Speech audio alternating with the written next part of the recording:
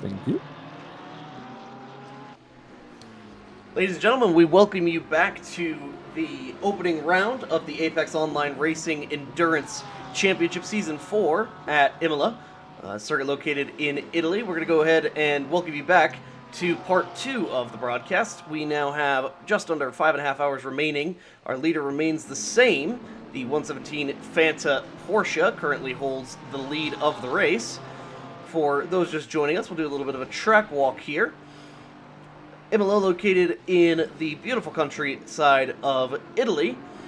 Track starts off at the top middle of your screen of the Bossa, the Bossa straightaway, heading into the Variante Tamburello chicane, followed by Variante Villeneuve. Then Tosa, we go into turn 9 at Paratella, followed by Aquamena Rally, Variante Alta, down the hill, hard, into Rivazza, and then back around to the start-finish line. So we welcome you back to the broadcast. Once again, as mentioned, this is the opening round of the Apex Online Racing Endurance Championship. As for myself, Brayden Hill, and my co-commentator, Niclas Domino, we welcome you back to the action. Robin Moe has taken over the 117 Porsche from their compatriots. They have led the entirety of this race from lap 1, but of note, the climb to the top continues for the 977 Ferrari, which has now taken the second position. They are a good bit back from the lead, but still very much in the fight is Simone De Nicola, now doing a hero stint. 3 stints in that car. We look now at the third position, number 92, Nigel Tarrant, also still in that car. That is the driver who has started that vehicle as well, the 992 Porsche. Fourth position, the number 22. This is actually a pretty big shake-up, the 22, all the way up into that position. So that makes 3 Porsche 992s in the top 5, accompanied by, now in 5th place, the number 97, Andreas Borgers, the BMW M4. He's actually about to go a lap down to our leader, Robin Moe. So absolutely blistering pace from the leaders. Nick, what do you take away from the performance of the 117 Porsche so far? That has just been otherworldly at the moment. You know, just driving out there, getting through lap traffic, and just, you know, they are in a different class. You know, we have GT3s and then we have the Porsche out here. He should be in his own class. Extremely well, you know, they're not really setting a foot wrong, as we just say him slide. Come to his curse right there. Great to be back, by the way. But just, you know, not setting a foot wrong, just lap times, getting their head down, and then just drive away from everybody else. But even that said, you know, the pace now is not blistering fast compared to what Simon is doing, but they have gotten that big lead right now, so they don't really need to worry about Simon. They just need to keep the pace, keep their noses clean. You know, there's just a little bit over 5 hours to go, so still a lot of racing to do, and as we know, it in order to finish first you have to finish, and that statement is so true. So let's see what's gonna happen. Absolutely, and on the topic of lap times, best lap currently held by Simone De Nicola in the car you see on your screen right now, the yellow, white, and black Ferrari 298 GT3. That lap being a 1:41.867. That's the fastest lap we've seen out on track, and in fact, one of the only ones inside of the 1 minute 41 seconds bracket. Just about everybody else 1:42 and above. That includes your leader, Robin Moe. 127 laps completed in the just about 4 hours, coming up on 4 hours, elapsed thus far. And it has been action-packed throughout the field. We see, in fact, a battle for position here between the number 62 Italian job Mercedes AMG trying to get position on the 41 Christoph Verstappen in the Heart of Racing Aston Martin, trying to continue to hold off that AMG. They've slowly fallen back further in the pack over the course of the last 2 or so pit cycles. Went from about the 3rd position now down to 8th is where they find themselves, so they go in the opposite direction with Alessandro behind the wheel at the moment. Another close battle out on track for 14th and 13th. This is between the number 115 Mercedes AMG and the Aston Martin behind it. Rather, that is, in fact... Oh, and he's nearly off. Nearly off there for the 115. He's gone and saved it. An excellent job there. I stand corrected. I misspoke. It is the 771 Mercedes AMG ahead of the 115, the Aston Martin.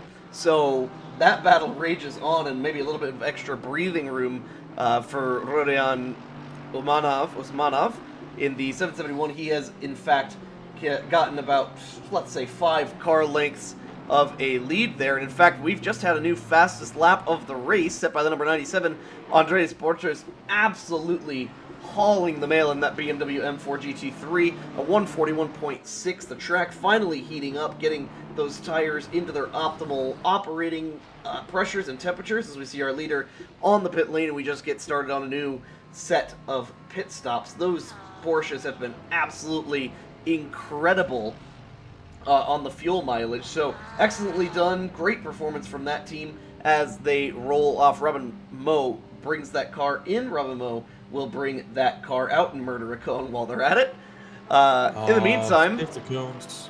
We need to save those cones. You know, we have had in the past murder of cones, and we do not, you know, endorse this kind of behavior. We need to save those cones. Hashtag save the cones. Yes, sir, absolutely. So now we're going to go ahead and take a look here. So Robin Moe comes out with a long lap, obviously having taken a pit stop. That means Simone de Nicola has now actually inherited the lead. So that Ferrari, having made a massive drive from the rear of the field, has now made it all the way up to the front. Good job by them. We see pit stops now starting once again. And quite a few cars having invalidated laps. That shows us that they are going into the pit lane. A close battle still going on between the 115 and the 771. 1 lap later, they are still right on top of one another. The white front end AMG Mercedes ahead of the Aston Martin. Same engine between those two cars. A growling V8 front engine configuration between each of those two cars that gives them a very similar grunt, but a different sound, with the Aston Martin engineers giving it their own magic touch on that Mercedes AMG engine, as they have just gone yet another lap down to the leader, which you can see just kind of out the side of the frame of the screen in the very brightly colored Fanta Porsche. As for other close battles around the track, we have a battle for 32nd and 33rd. But we look up here, we have a little bit of a battle for position. The 5 car, Manuel Rudder, trying to get position on Martin Ulrich. That is the very brightly colored number 5, trying to take position on the blue car, about 2 cars he's ahead. Just getting lapped. He's just getting lapped at the moment. As we still have the Aston Martin. The windscreen wiper has stopped on the Aston Martin. Look at him go! He's figured out how to turn it off. Very well done. Very well done. But yeah, down here, the battle that you were just talking about before between number... the number 90 has just overtaken Javier, so he's gone out of position. And very well done there. I think the Mercedes right there is a back marker. Yeah, that's in the middle of everything there. Well, a little bit further up ahead with the number 55 trying to gain position on the 670. That's the pink Aston Martin trying to get position on the red and white Aston Martin. That's the battle for 30th position between the two of them. Those two teams have been kind of around the same area of the pack, between the high 20th position, going further back. We look a little bit further up the field. The close battle right now still raging on between the 115 and the 771. This battle is not going anywhere. Now, interesting of note, the gap for the lead between the leading Ferrari 997 of Simon de Niclas is currently only 8 seconds, 7.6 if we want to be exact, between himself and second place Nigel Tarrin, who has been in that car since the very beginning of the race. Both of these drivers have, so I'm sure they're in quite a good rhythm. Yet another best lap set by Simon de Niclas 2 laps ago, a 141.577, so they've now dipped into that regime of 141.5. But that is certainly a blistering pace from our current leader, trying to catch up and make up a bunch of time on the previous leader, the number 117. Yeah, definitely. And they're just trying to see if they can catch the Porsche up front. But I think this is definitely gonna be the battle for the P2. It seems like they have kind of gotten away from a lot of the other cars that we have further down. Robin is still he's P4 after pitting. So and the others haven't pitted yet, so they definitely are quite a far back there, and now we have in P6 the number 911. It's still so weird. It's still a weird number for an Aston Martin. Aston Martin needs a number 95 or something like that, but a 911 that's a Porsche. It's sometimes something, numbers should be locked into just specific manufacturers, as we are still having. Oh, Martin is now getting lapped here by one of the BMW, and that gotta be Andreas in the BMW number 97, and he is following quite far back actually. Since the beginning of the race, he was up in the P5 or P3, P2 position, but he's currently 26 seconds behind Mo, who has already a pit stop in hand.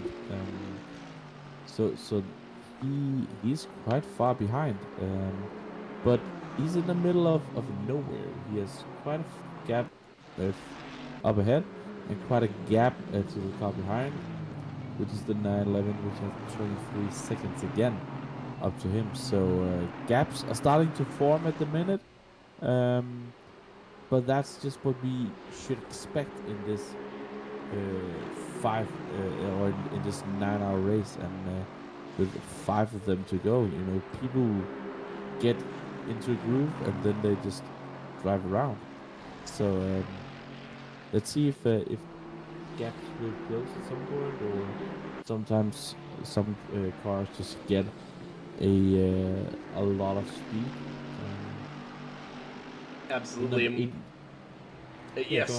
So looking now at the number 83, actually on quite a recovery drive. They've had quite a few incidents, but making a good job of getting forward now. They're looking at the number 40, that pink, white, and black BMW M4 rather, GT3. Car number 40, that is, let's see here, that is our SimMark BMW team.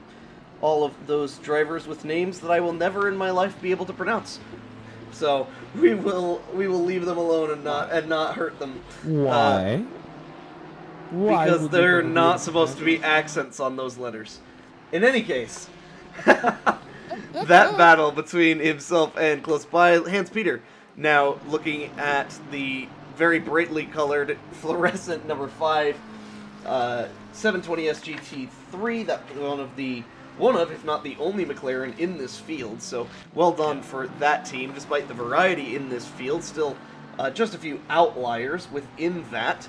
Not too far behind them is the 121 car, that's the Ferrari of DeCampo, currently scored P24, so those two still going at it between Mattia and Peter. Yeah. With that being said, that's about the closest battle on track, but we do expect the ebbs and flows of racing to continue.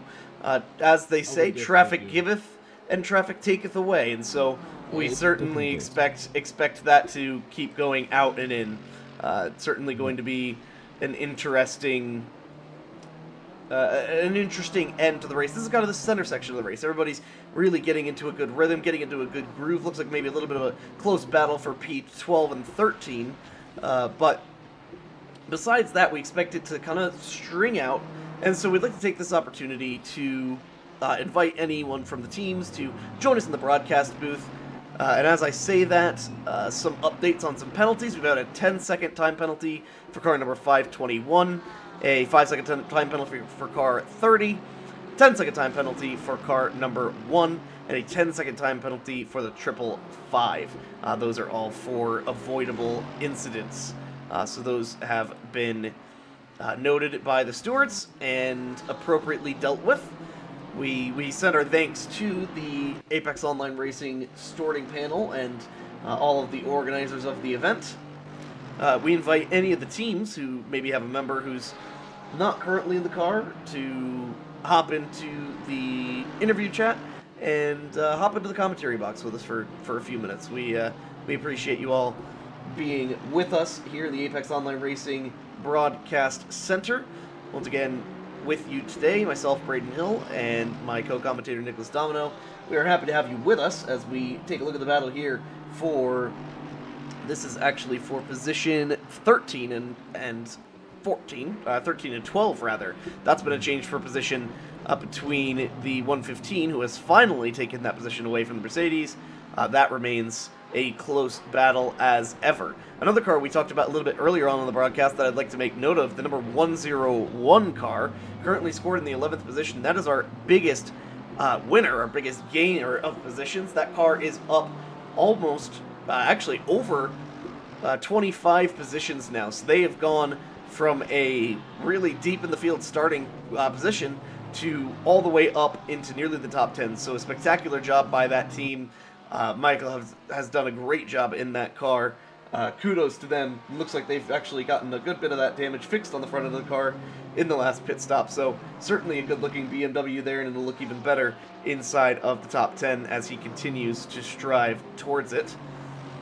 We searched through the field for some of our closer battles. We got a little bit of a battle here between Mattia DeCampo and Hans Peter. That's the 121 and the 5 battling one another. About 0.2 of a second the gap, less than a car length. Right on the rear bumper is the 121. They're very close going through turns 1 and 2. Now headed to the village chicane. Those two nearly side by side, absolutely flying through those corners are those two cars. The 121 been involved in a few incidents. Oh, and looses the number 5 off into the gravel a little bit and slows down just enough. That's a clean pass for the 121. Didn't have to force him off, just forced a little bit of a mistake from the number 5, and that is all she wrote. That is done and dusted. Speaking of invalid laps and being on track, looks like a little bit of an off-track moment for our leader in the 977. Simone Nicola did spend a little bit of time off track, now very close behind the lap traffic of the number 40 car just ahead. So hopefully going to try to just very methodically work his way through the traffic. Done a spectacular job thus far. I certainly don't expect any less from that driver.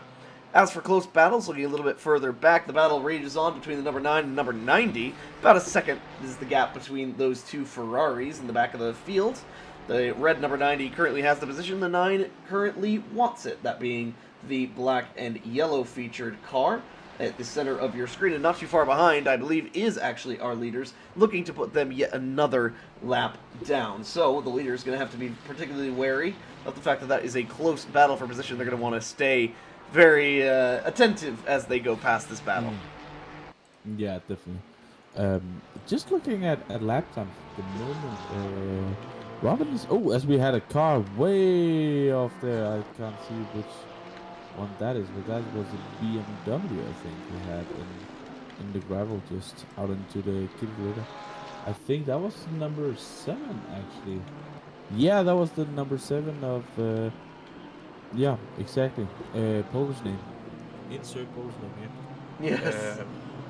And they that team right there, Your Way Racing, they have just gone from having a great start to having a nightmare of a race.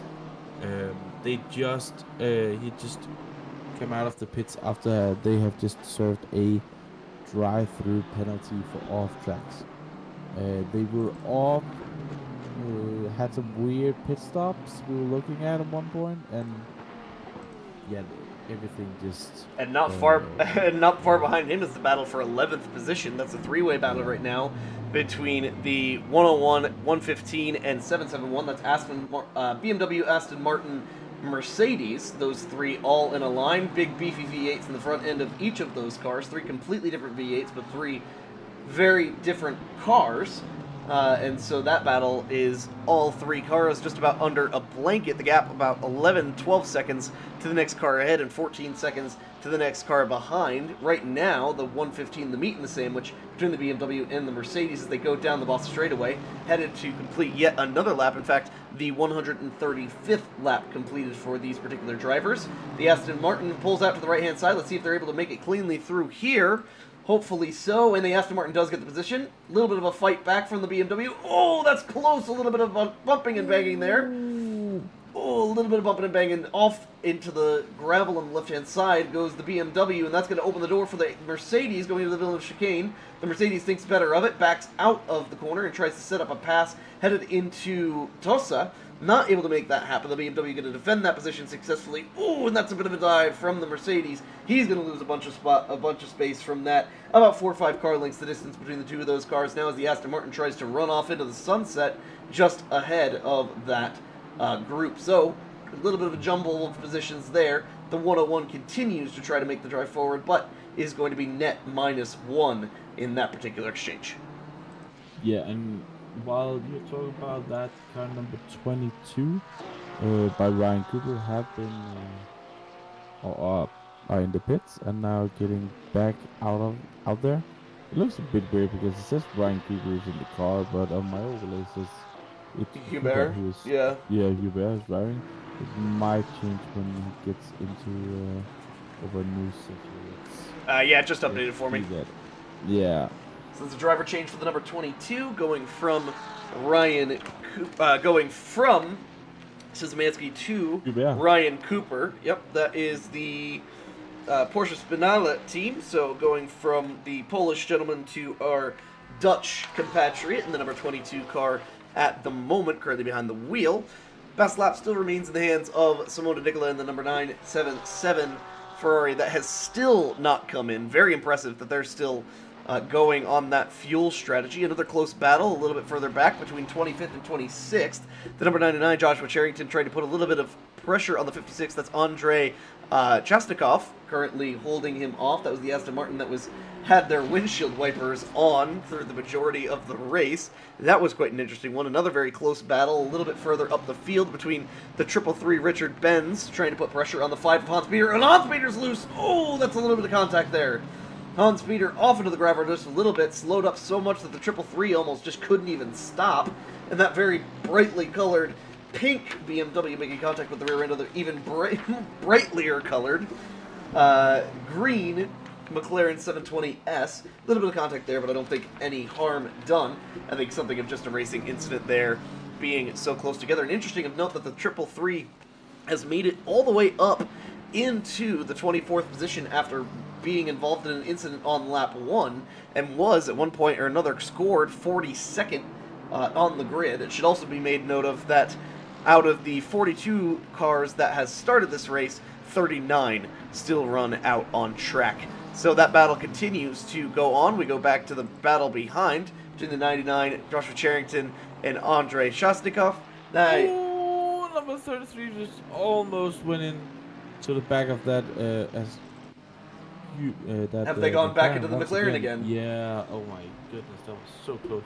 Just trying to go onto the inside that became then the outside into the last couple of left-hand corners and down the hill, just almost ran into the back of the McLaren. He's really piling on the pressure at the moment.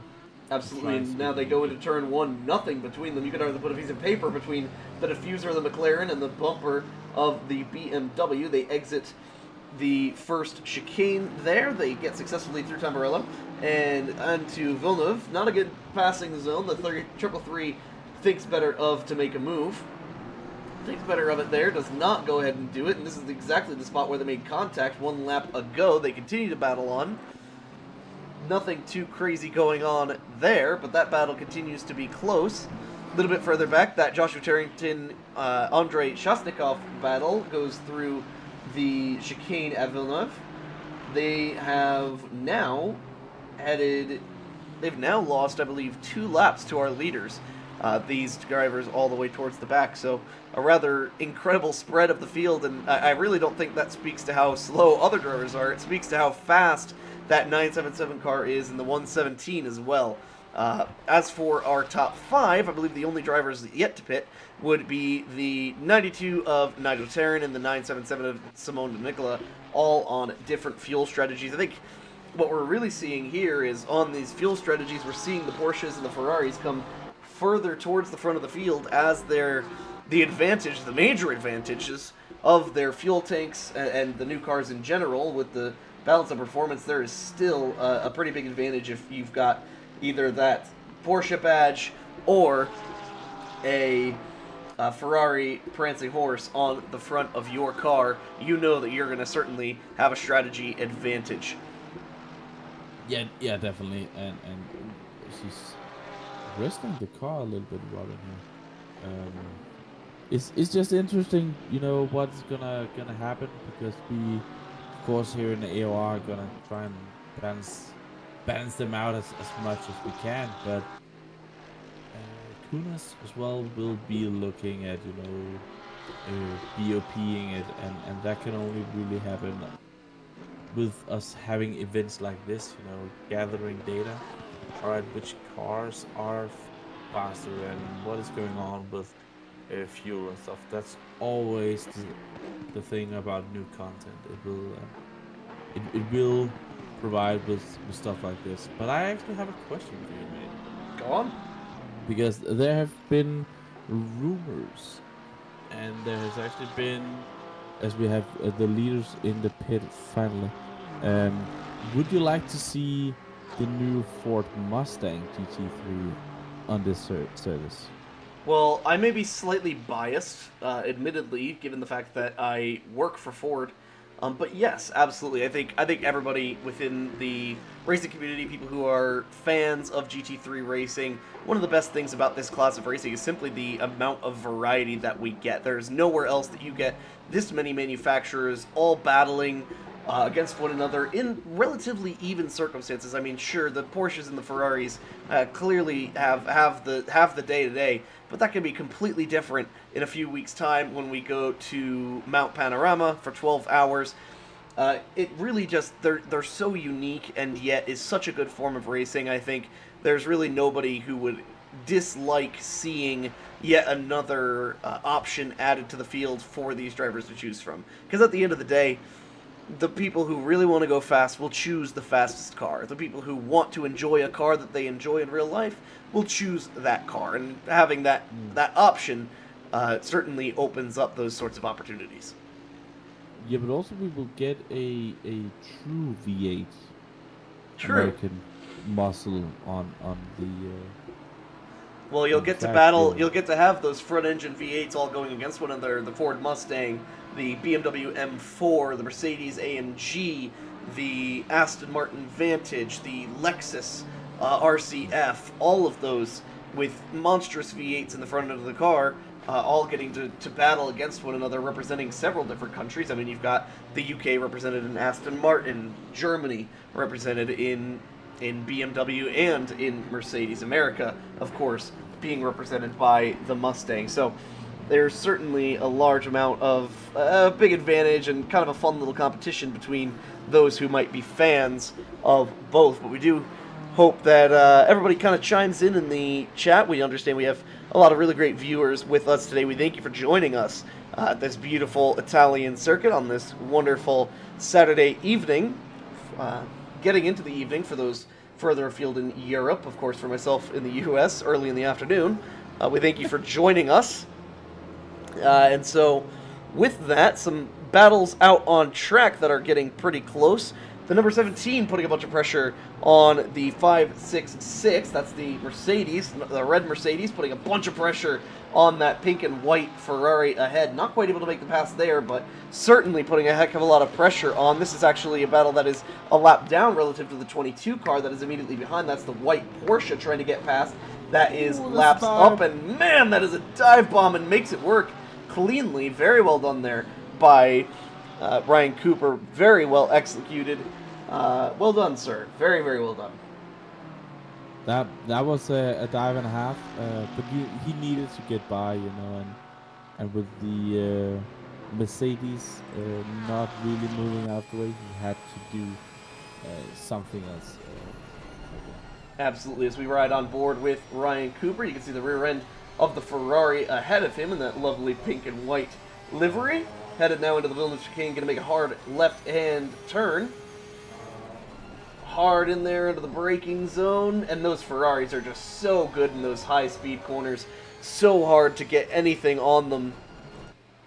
So we take a look at this battle. The 22, of course, will remind you, not for position, just trying to get past the Ferrari. The Ferrari very kindly gets out of the way and yields to our 7th place runner. Meanwhile, the number 55 continued to put pressure on the 149 Ferrari ahead of him. That's going to be a close battle as well. Furthermore, the number 5 McLaren was in a little bit of a close battle there. 2.5 seconds between himself and the next car, 772.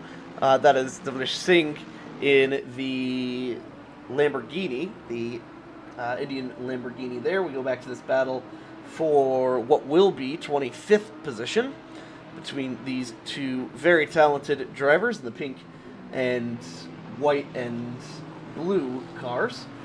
Currently going through Ravazza at the end of the lap and heading back onto the start-finish straight to complete yet another lap. This will be lap 140 for these drivers, and off to the pit lane goes the 149, and wow, that really does make the lap the pass easier, doesn't it, when they just pull right on off. It definitely does. And right now Nigel is still leading, and he's still in the car. He's done 142 laps, guys. 142 laps in that Porsche. So this is a monster endurance stint that he's taking in one go, one sitting. Absolutely, absolutely. He will have a sore ass when he's getting out. I remember I've done one of these long endurance races, and you know, my chair was not the greatest, and you know, so after the 24-hour race, I had to roll out of my chair because my ass was just asleep, and it was just hurting so much. It was, oh my goodness me, and that's one of the things that these drivers will be feeling. You don't really feel it when you're driving because you're focusing on what is going on, but as soon as you get into that pit lane and you know you're not focused, you're not the adrenaline is not all around your body, you're just like, oh, relaxing, then you're like, oh, if work, this is really hurting. And I had to roll out of my seat. It was amazing.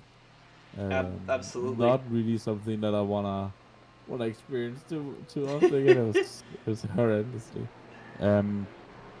But a thing that we also see right now is that the track temperature is all the way up to 28 degrees, and it's 9 o'clock in Italy, and it's 26 degrees, and wow, we are definitely at the wrong place at the wrong time. Who wouldn't be in Italy with 26 degrees and on a Saturday at 9 o'clock here, just sipping a little bit of a cold drink in the morning as we see Nigel finally taking to the pit lane. Absolutely, and speaking of monster stints, if we go back down to the 4th place scored car, the 977 Ferrari, we have now swapped one Italian gentleman for another Italian gentleman. Simone Nicola getting out of that car in favor of Tommaso Algari. So that is finally going to be a swap there after a killer 140 or so laps. That means that we cycle back to our leader being Robin Moe in the 117 Porsche, and really goes to show just how interesting this strategy is now that people have kind of cycled through and taken the time to settle the in. Italian job is gonna have a drive-through. The moustache, he didn't. That's why he had been off the track too many times. He was under the influence of moustache, and he will pay the price for that. Absolutely, and that is getting a drive-through. That's a major penalty for them right there. absolutely, and you can see him just toss that car to the left-hand side. Well, left-hand side of your screen, right-hand side from the perspective of the driver, and he will have to come do the very slow and demonstrable walk down pit lane. I'm sure he'll be absolutely kicking himself for doing that. The drive of shame, indeed. Yeah, the drive of shame, because and this is what we talked about earlier. You know, those small cuts, you're not really winning a lot on track, but you're losing a hell of a lot. And there we can see the casualty of the Porsche before. So rest in peace, Cone. Rest in peace. And as he gets out there, we will hear that V8 just rumbling out there, and he's going onto the grass. Immediately coming out of the pits. Just trying to make sure those tires are cool, I suppose. Yeah. So that will have him... Actually, he only lost one position from that. That just goes to show how spread out this field is. He went from the 6th position to 7th position, but now heavily under pressure from a car behind. But that is not 4th position. That is the 111 car that has had quite a few issues. Close battles on track back in 25th, the number 137 putting some pressure on the Aston Martin ahead. That's actually a 3-car battle for position, so the 55, the head of that, in the Aston Martin, the very bright pink colored car, then the purple and black Porsche just behind that is the next position back. There's one car kind of in between there, and then we have the 760, that is the Jacob Tarasuk driven car. So those 3 cars all really under a blanket. We ride on board with the Porsche, currently putting heavy pressure on the Aston Martin ahead. You can see the wide ass of the Aston Martin just waiting, trying to block any potential move here as they head into turn 1. Looking from the skies above, that broadcast coverage brought to you by Apex Online Racing, and we thank the Apex Online Racing team for putting on this event and for hosting us up in the broadcast booth. A spectacular event that they've gone and put on here for 4 seasons of endurance racing. All the drivers here done a really good job. There's been a bit of argy-bargy. Oh, and there's a pass per position. 760 going to go to the right-hand side on the 137, going around on the turn 7. Toss a turn. Oh, a little bit of banging there. The Porsche doesn't want to give it up. The 760 wants it. Not going to get it. He's cleared once again, headed up into Piratella. They're going to go downhill rapidly to Aqua Minerale, where I expect that the Aston Martin will be very strong. That front engine V8 going to really keep it stable heading down the hill. A little bit of early braking from the 760, and keep in mind there's that 176 Mercedes directly behind. That is not 4 position. That's a car that's actually a lap ahead. So the 760 going to very kindly yield that position, heading into Variante Alta at the top of the hill, and he's basically going to hope that the pass is going to mess up the Porsche just ahead of him as the 176 Mercedes makes his way by, being another lap ahead. We're going to look as they head into Ravazza down this hill. 760 went from right on top of that Porsche to probably, say, we'll call it 5 car lengths back now between them. That is going to continue to be a close battle. Speaking of close battles, in 12th position, the number 83 on a bit of a recovery drive, currently putting pressure on Martin Ulrich, who's been in the car for about 2 stints now. That is the Richard Mille-sponsored Mercedes AMG, that black and turquoise blue-colored car just behind the Heart of Racing Aston Martin, number 41. Ulrich been at the wheel of that car for 2 stints now. 1 second the gap between the two as they complete 145 laps. Now going down the hill into Aqua Minerale once again. The 83 been involved in quite a few incidents a little bit earlier in this race, and in fact had to overcome a penalty, but doing a great job now being up in the 12th position, knocking on the door for 11th. Yeah, and they have just that for them. It has been a war. They have just been battling and battling throughout this whole race, and that's sometimes what can happen when you get into midfield and doesn't keep it clean. And they will be kicking themselves for that, because I think they have lost quite a bit in this particular race by having that on. So yeah, but a great recovery drive to try and get back up there, but it looks like the Aston Martin ahead of you is not gonna take it lying down, and he's actually driving away from the Mercedes at the moment. Not the strongest pace, but again, as we have talked about, the track temperature is getting hot, and the drivers are getting tired, and everything is just getting closer and closer. Oh, as we have a yellow flag ahead of us. Who is that standing still? Oh, that was the Indian car. That was the gray. That was the gray Lamborghini, nearly making contact with the Sensible Racing car. That all Turkish-driven car. So that's the. What number is that? The Lamborghini. A little bit further back. I believe it's the 772. Yes, 772 was involved in that incident, and that car is destroyed. Wow. Absolutely destroyed. Let's see if we can go back and see a replay here. I'm going to try and find the replay here. I'm probably going to have to go back a good bit to find it. Let's go back a full minute and see exactly what happened here. He was in battle for position with the number 101 BMW. Tries to make a dive down the inside into the Villeneuve chicane. Doesn't make it happen.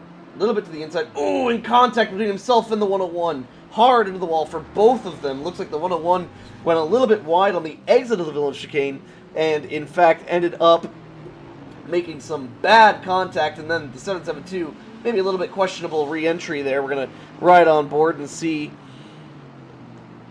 if he's got damage. Yeah, that car is definitely crab walking the steering wheel all the way to the right-hand side in order to go straight. You can see still just trying to limp that car back into the pit lane. A pity for them, having a great drive from that team. They were really doing a rather stand-up job in the Indian racing community. LFG Motoring, Lamborghini Huracan GT3. Yeah, that's but just, you know, one of those you can't really fault. You know, they tried, and the BMW did not expect them to be where they were, and the BMW, you know, as we're just looking at the 1-1 here, is with maybe a little bit of damage on the car, and so they have not had the easiest of times.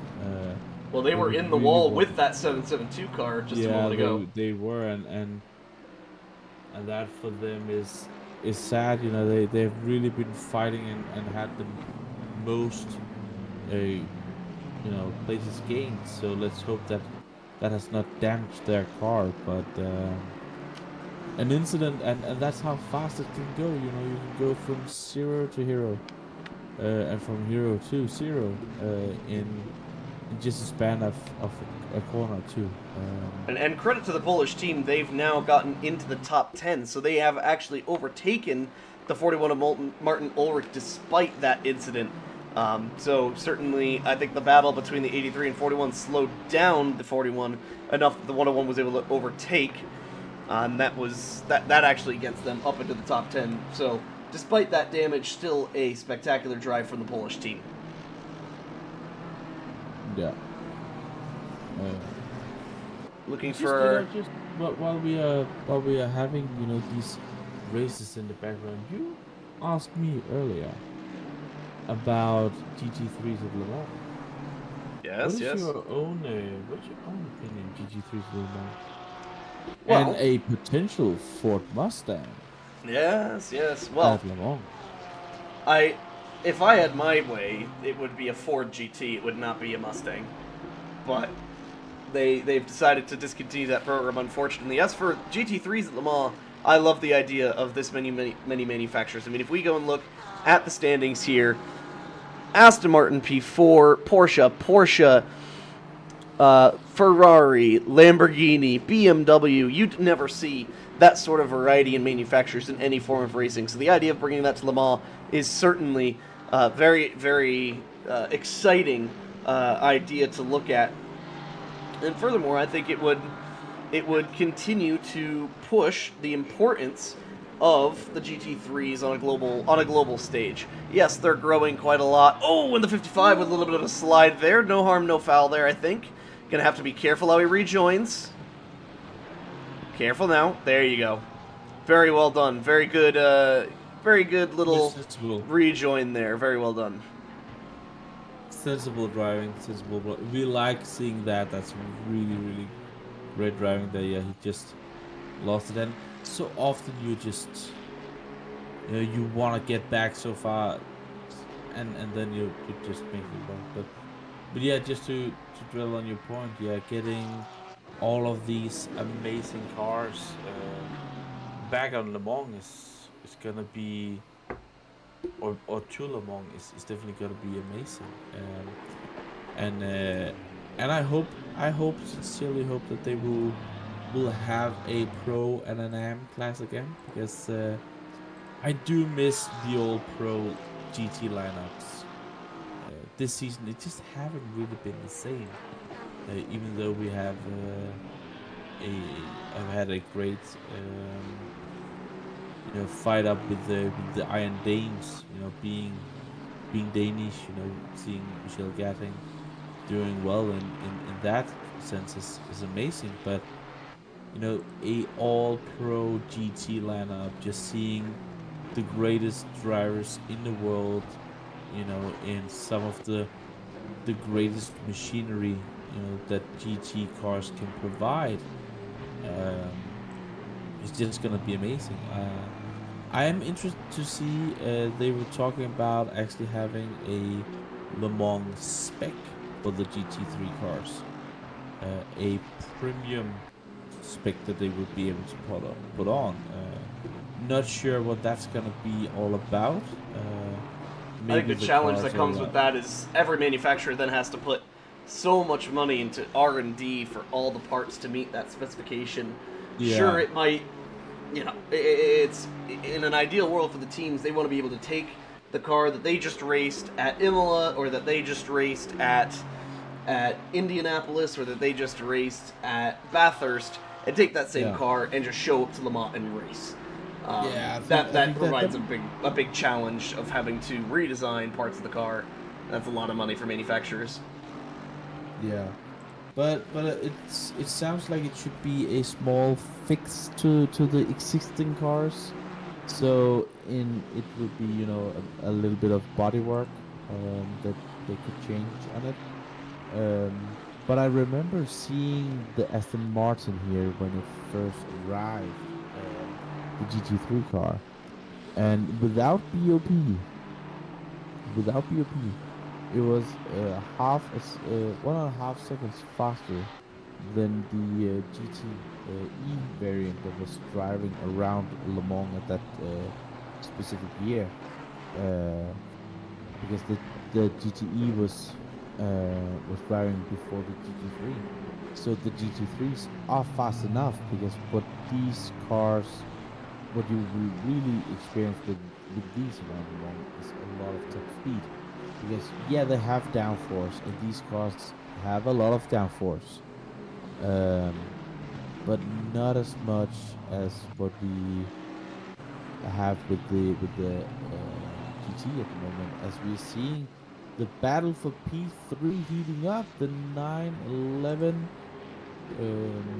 fake Porsche is getting closer and closer to the 977 Glitch Motorsports. Absolutely, and that is our previous leader on the last pit cycle. However, cycled back into the third position. This becomes the battle for the final spot on the podium, and he's sideways! A mistake from the 911, a mistake from Tommaso Algatti is going to send him around. He's got plenty of space to the next position. He's got time, just take your time. take a breath, get back into position, get back onto the track, and clean those tires off. That is a big mistake, and the first one we've seen from that Glitch Racing team. They've done very well so far. You've plenty of time. Just take it easy. He's lost 2 positions. That takes the 911 up to 3rd position. The 92, Zach Duran, up to the 4th position. 4.5 seconds the gap between the 977 and that Porsche up ahead. Nothing insanely catastrophic there. They're going to have to just be careful about the tires being cold and take it nice and easy. Speaking of the Porsche that we're looking at right now, the number 92, they were going long on the strategy, started a little bit further back in the pack. They've been doing a spectacular job working their way forward. On another note, speaking of a Porsche, Ryan Cooper in the number 22 Porsche, that all-white car, except for, of course, the black scuff marks all over it. That car has made an immense amount of progress towards the front of the field. Only 5 seconds the gap between him and the 5th position, which is now held by Tommaso Agati. So that is fixing up to be quite the battle. Speaking of close battles right now, one that's shaping up here between Martin Ulrich and the 101 BMW, the Polish BMW. That's going to be the battle for 10th position in just a couple laps' time. They are getting closer and closer, just under a second, the gap between the two of them. We'll call that about 5 car lengths between the two going through the Tamburello chicane. Very well done by both drivers. Getting close. Oh, and he's going to go to the inside. Big dive to the inside of the Boulder chicane. Oh, that's close. Almost that is not a passing hit. zone. Wow. The part of Racing Aston Martin backs out just a little bit, but certainly showing the nose, putting the pressure on to the 101 BMW. That is certainly giving him something to think about behind the wheel of that M4 GT3. That is not going away anytime soon. We're going to keep our eyes close on that battle. Headed into turns 9, headed to 10, Piratella, where the sun was rising a few hours ago. The race starting just at dawn as the sun was coming up. We got to see the beautiful Italian sunrise, and now the sun beating down on the track and the drivers. Their patience getting ever more wary, and that is a big run headed up to Variante Alta. Big run for the Aston Martin. He's up alongside. Very sensible of the 101, just backs out, takes it easy through the chicane, and lets the Aston Martin through. That is the change. 41 to P10, 101 to P11. What we have seen, you know, I'm really impressed that we don't have mud down into the Villeneuve chicane. Oh, as the 5 is getting closer, that gravel hasn't gone to mud with all the tears that we have seen for people trying to overtake into that particular chicane. It is not a hard braking zone, and that is why, you know, you will see or it's so difficult to overtake there, because it's not a big braking zone, as the number 5 is just going for an overtake. Yeah. Oh, that's close. Contact. Just the slightest hint. The 101 thought that he was past, but he were not, and then the McLaren just went off because he just got a little tap, and unfortunately that is what will happen sometimes in these type of races, as we are seeing just that 911 up to the podium places now, with that mistake that we saw before from Elgadi, which is as you said, the first time that they have really made a mistake. But just to go on to your point with the Porsche number 92, you know, you're saying that they ran long on fuel and they're running long on tires, but they also ran quite a long on driver. Neil was in that car for since the beginning and has just swapped out, and let's just see, it's not that long ago that Zach actually joined that car. I will find that out on when exactly. Oh, it's 18 minutes ago since Zach joined the car, so a couple of hours for the other driver in that car, and that for Neil in that car, and that's gonna be a sore ass. Definitely gonna be a sore ass. But while my co-commentator is going out and take a piss, I will keep on talking here.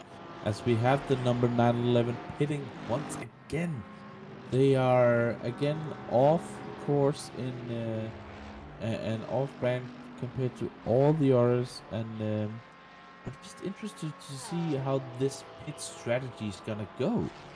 Uh, it's they're not running as long as the others, but maybe they don't need to. Um, that's definitely also a thing that we are not sure about with these cars and with this type of racing. Uh, yeah, you might be able to go further than an hour, but if you can't really save that much from it, then it might be easier to go on the hour and have shorter pit stops and then go that distance.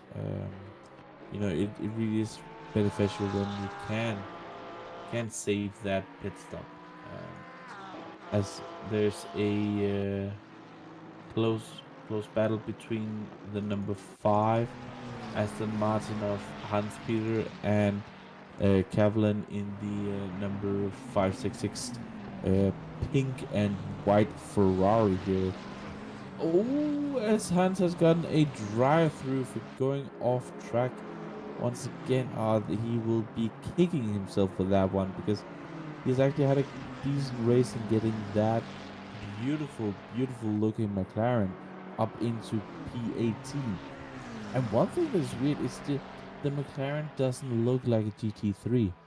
If you guys, you know, don't know, or maybe haven't seen, try and Google the Bentley Continental GT3 and then look at this McLaren, and then I'm gonna say that's the same class of car, and you will be saying no, there's no way. But I truly, that is the same class of car. It's incredible how close and how these regulations really are, and how far they have come. Um, but one driver that is really moving at the moment is Andreas. His last lap was 1:41.5, and Andreas is also the official record holder for the fastest lap. Um, as far as we can see on the server. Yeah, that he is. Um, but his last lap time was a half a second faster than Robin Moore. So he is gaining and gaining. Uh, but it might be a little bit too late. But the gap is down to 17 seconds. Which is astounding, because it has been quite a big gap, but he's just going further and further and closing that gap, while Zach in P3 has the gap up to 41. So what early on in the race looked as a easy walk in the park win for the number 1117 might not look at it anymore, because if Andreas has anything to say about it, he won that BMW back up there into to P1. He has really been putting the hammer down in this last stint, taking half a second out just on that previous lap alone. Absolutely, and 17 seconds, the gap is closer than it's been literally all day. I mean, it has only been going up all day for the 117 car. The 97 currently bringing that gap way in, and it should also be noticed that those are two drivers that have been in the car for at least a full stint each. So it's not like it's a new driver or a certain difference between the drivers. It has been really just both drivers being consistent, trying to find their rhythm, and right now the 97 car and the track conditions, the tires, are headed the direction of that 97 car. The Trackalicious car, that is. Now closing in the gap is Ryan Cooper on the 977 Ferrari that was leading rather recently in a little bit of an off track there. Which car is that? Is it the 115, I think, that has just gone off to the side of the track there?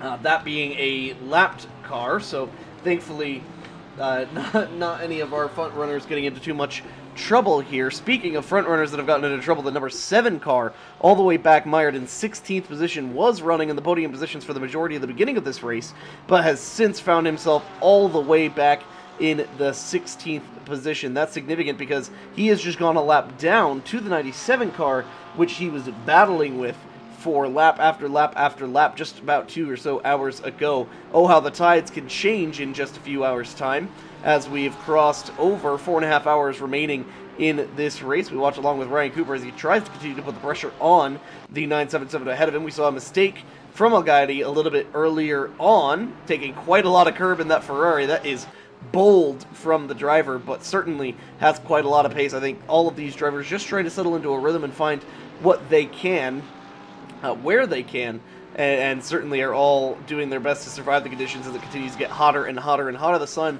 getting higher in the sky. 5 a.m. local time, this race began early in the dawn, or early in the dawn hours, and there's a big run. There must have been a problem for the Ferrari. The Ferrari must have had a big trouble there through turn 9. Paratelli absolutely slowed way down, basically let the Porsche by a delta of just about a second and a half, completely erased in the span of only just a few seconds. The Mercedes behind 176 is now putting pressure on. That's not a pass for position, but is now side by side with the Ferrari. He's got to take it easy, making a couple of little mistakes. Just got to hold position down to the 5th place is the Italian driver, the Italian team here. Glitch Motorsports. I think his just tires are gone. in. His tires are gone. His last lap was a 44.6. That's 2 seconds lower than what the guys around him is lapping. And let's see, on this particular lap, he's 45.6. He's losing a huge amount of time at the moment, and I think this might be the double stint that they are gonna try and get through. But yeah, he's losing a bunch of time at the moment, especially through sector 2 and sector 3 is where he really loses out at the moment.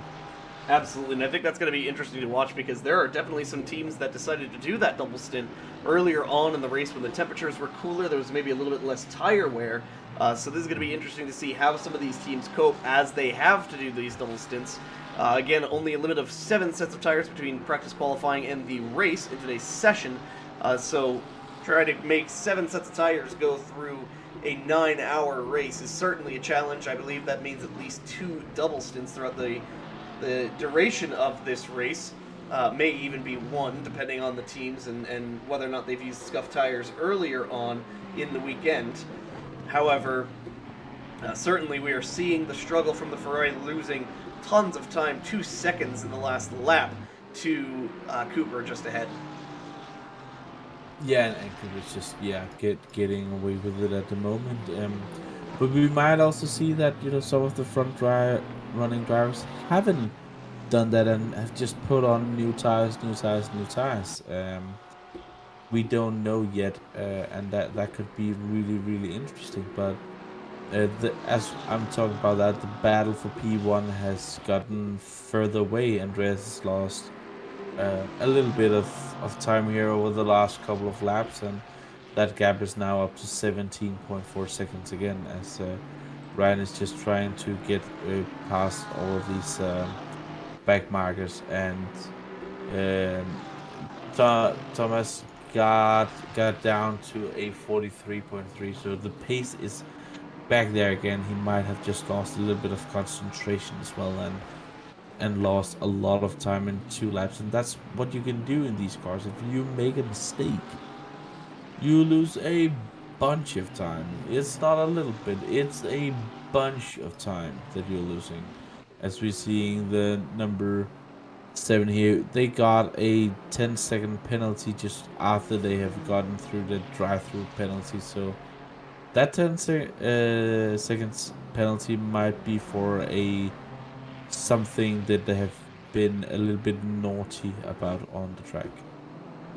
Yeah, absolutely. And speaking of the pace, looking at the timing and scoring screen, all yellow and red colors, so certainly coming towards the end of the tire life for the majority of these drivers here.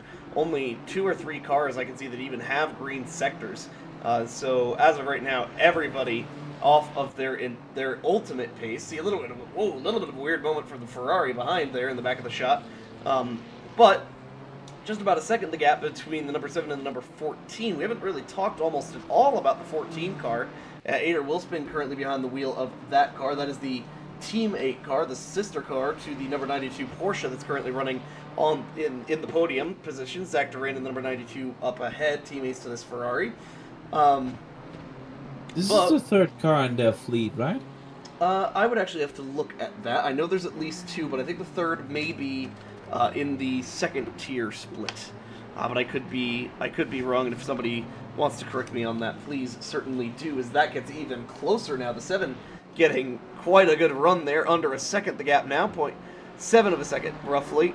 The gap between those 2 drivers now. Ooh, and that's getting close, within about a car's length. Ooh, that's a deep dive. Not quite going to make it is the 7 car. He's going to keep nice and close. Let's see if that V8 can out-drag the Ferrari coming down the straightaway. Doesn't look like it's going to be able to. We'll go up to the Helicam. Yeah, that's a big gap there to try to overcome heading into turn 1. He would seriously have to outbrake the Ferrari. That would certainly be a difficult thing to pull off. Once again, 2 car lengths or so, the difference. Ooh, and a big amount. Oh, to the outside goes the 7 car. He's going to go to the right. He's not got the preferred lane. He'll try the crossover. Not able to carry nearly enough speed to overtake that Ferrari. The Ferrari holds onto the position, and 14 maintains 15th position. What a battle, and you know, again, 2 completely different type of cars. You know, an Italian, beautiful looking, mid-engined, horrible sounding V8 car, twin turbo, and then a even worse sounding BMW behind, also you know, twin turbo. It's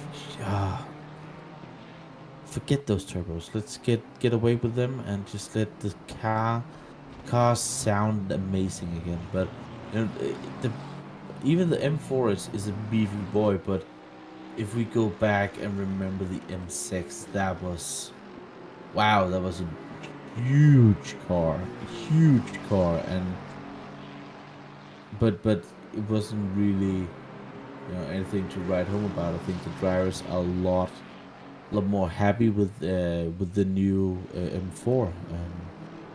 And a story with the M4 is that their steering wheel that they have inside the car, as we can actually just see here, it says Fanatic on it, because that steering wheel is actually being or was actually being developed by and produced together with Fanatic, as he's getting one hell of a run here and trying to see if he can get onto, and he's getting forced to the outside again, braking late and getting stopped. Yeah, he did.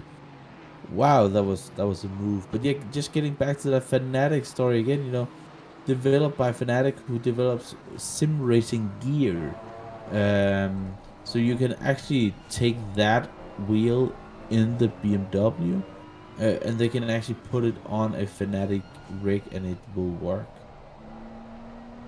Yeah, absolutely bridging the gap between sim racing and real life racing. Certainly going the opposite direction of the way it usually goes there, but a good run by the number 7 to take away that position for the 14. That position is done and dusted about half a second now. The gap between them, a pretty good jostle for position a little bit further back. The 121 Mattia De Campo putting a bunch of pressure on Hans Peter, who lost a position not too long ago to the number 111. So that battle rages on. A huge run for the 121. He's going to go down to the inside. Not quite going to think better of it. Try to slip into the slipstream off of the back of the 720S and hang there for now. He'll probably try to make a move and pull out of line heading into turn 1. No, not quite able to get there. Deep into the braking zone goes the Ferrari number 121. Not able to make anything happen against the 5. Hans Peter rather, is going to hold up. Oh, and he goes to the outside, on the right side. A little bit of a moment there for the number 5. Gets shaky coming out of the chicane, going into Villeneuve, and that position goes to the 121. That is done there. Oh, and he's off a little bit. Goes to the right-hand side, around the outside, into toss of turn 7. Not able to quite make it work. Going to try the crossover. Will he be able to make it work? Get any sort of momentum? No, not able to get there. We're right on board now with the 720S, the McLaren, to the right-hand side. Going to go through the very high-speed turn 9. Not quite able to make it happen. Going to try the crossover. Gets a little bit loose, not able to make it stick, so he's going to stay behind in line. Downhill into Aquameta Rally. Will he be able to make any sort of move? No. Deep into the braking zone. They get close. Just a piece of paper between the two of them as they went through turn 9 last time. A little bit of distance between them as they head into the Variante Alta at the top of the hill. The Richard Mill sponsored 720S, very fluorescently colored. Certainly very shiny in the driver's eyes, I'm sure, as the 121 walks away with it. About a second now, the gap between those two drivers. Yeah, and that's what we see, you know, with these battles, you know, they do get back and forth, and we've actually seen a lot closer racing than what I feared we would be able to see throughout this race. But just great to see that we have these battles, these close battles throughout, and that different cars can challenge. But we do see a stream of new content cars at the front. The Porsche and the Ferrari are definitely up there, and it's a different picture to what we saw on the qualifying. In qualifying, it was the Mercedes that was up there, and we did talk about and predict that the Mercedes would be great over the race distance, but the Porsche with top 3 being Porsches, you know, it talks for itself. It's a fast car, it's a great car. It feels a little bit unstable, but if you can get that to work, it's definitely gonna be amazing. As there is a battle down here, you see, oh, there it is. Number 7 have just lost a position again, but he has lost it to number 83 of Ismail in that 83 Richemille Mercedes. The war Mercedes. This is the warrior. He's punted off a couple of cars into the wall to the death, but they're still going. And now trying to see if they can get up there. And maybe top 10 wouldn't be completely out of the reach, but it definitely is. Well, there's quite a big gap between P13 and P14 for about 42 seconds, but that can easily be changed.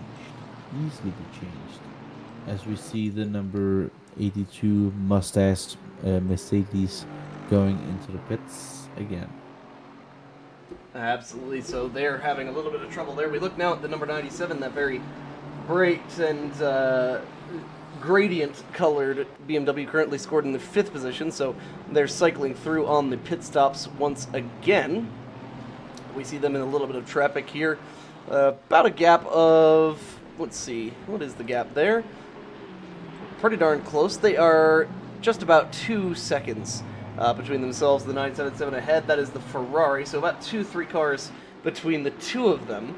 Going a little bit further back, we actually have a really good battle between the number 40. This is for the 24th position.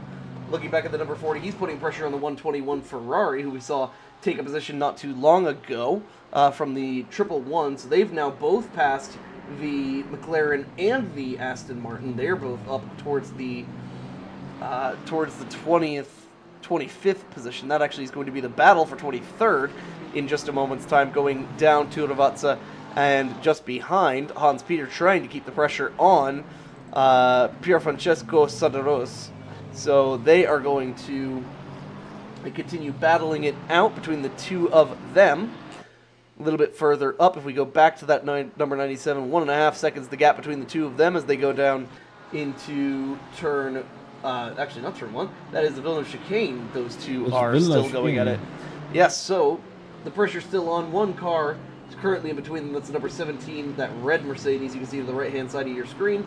that is currently the meat and sandwich between the 4th and 5th place scored cars. So we should start to see some cars start to come in for pit stops in just a little while. Meanwhile, we approach another hour of racing completed. Quite a lot of pressure off the back of the 977 from that number 17 Mercedes. But I don't think that's slowing him down much. I think he's pretty much got an iron focus. Actually, in fact, going to go to the inside, make sure that he knows, do not try to pass me in Variante Alta, because that will only end in disaster. That much is clear. 1.5 seconds continues to be the gap between the Ferrari and the BMW. Yeah, it passed through the... Oh, no, contact! Oh, and he's off the track, just barely. Contact. And that's going to be the pass for position.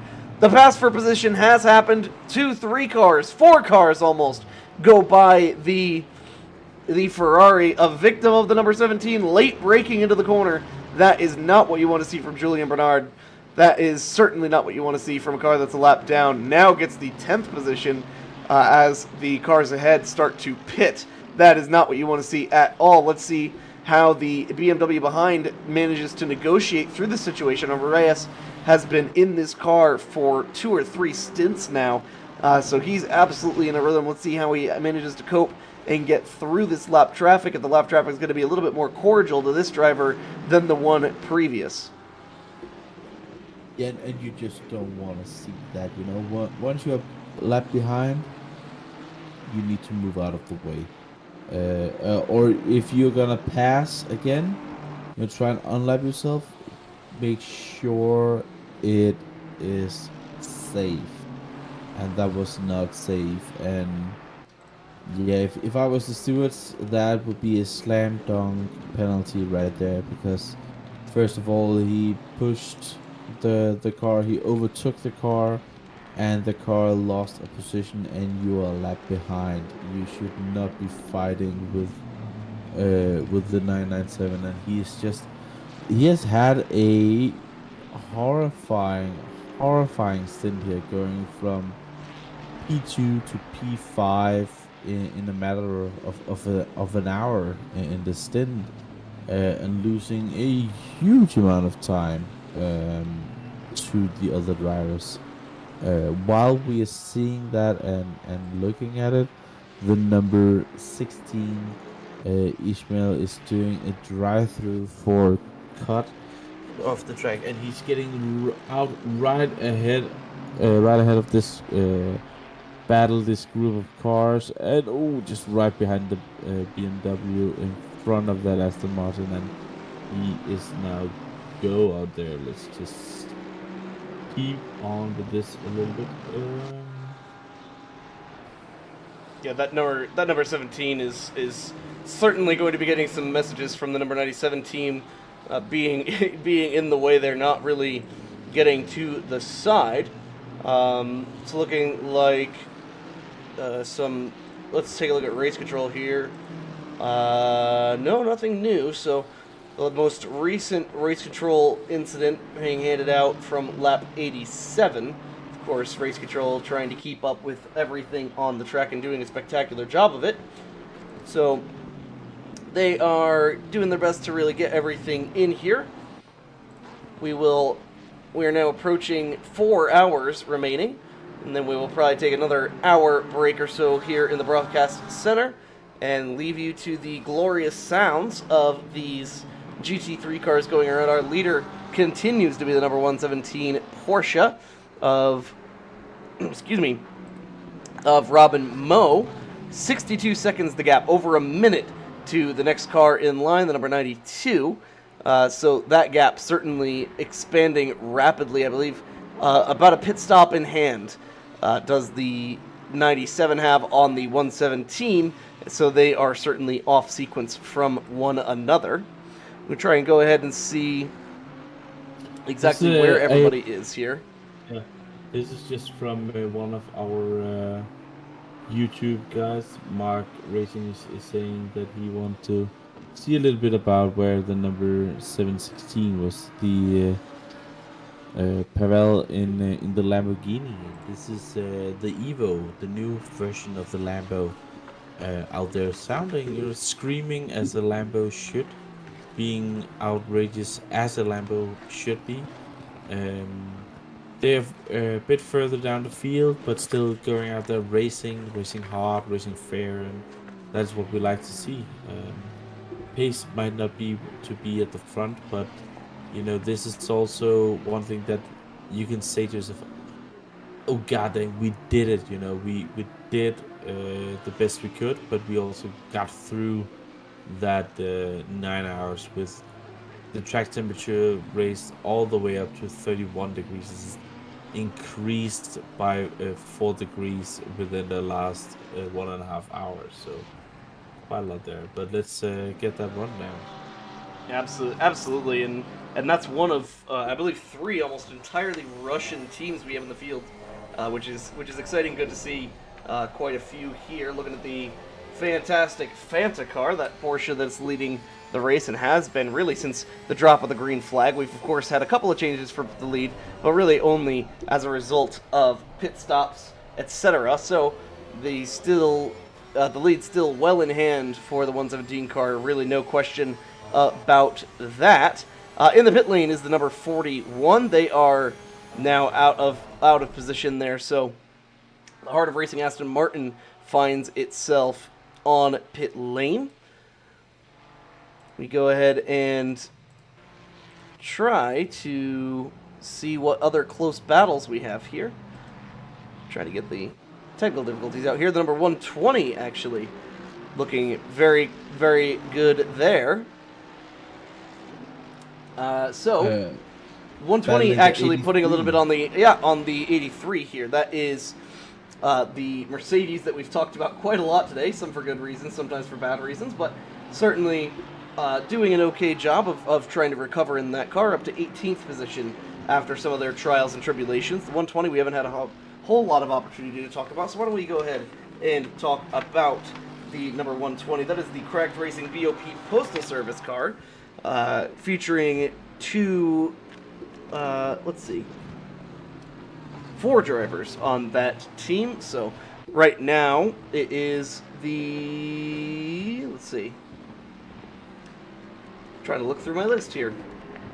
That's the Dutch driver currently behind the wheel, putting pressure on the 83 car. So very well done by that team. The number 41, Christoph Verstappen, has been in that car for quite a while, so he gets back out there after his recent pit stop, finds himself in the 13th position. That battle continues to rage on among the closest in the field currently, and then going back once again to that battle between the 83 and the 120, looking quite good for them as well.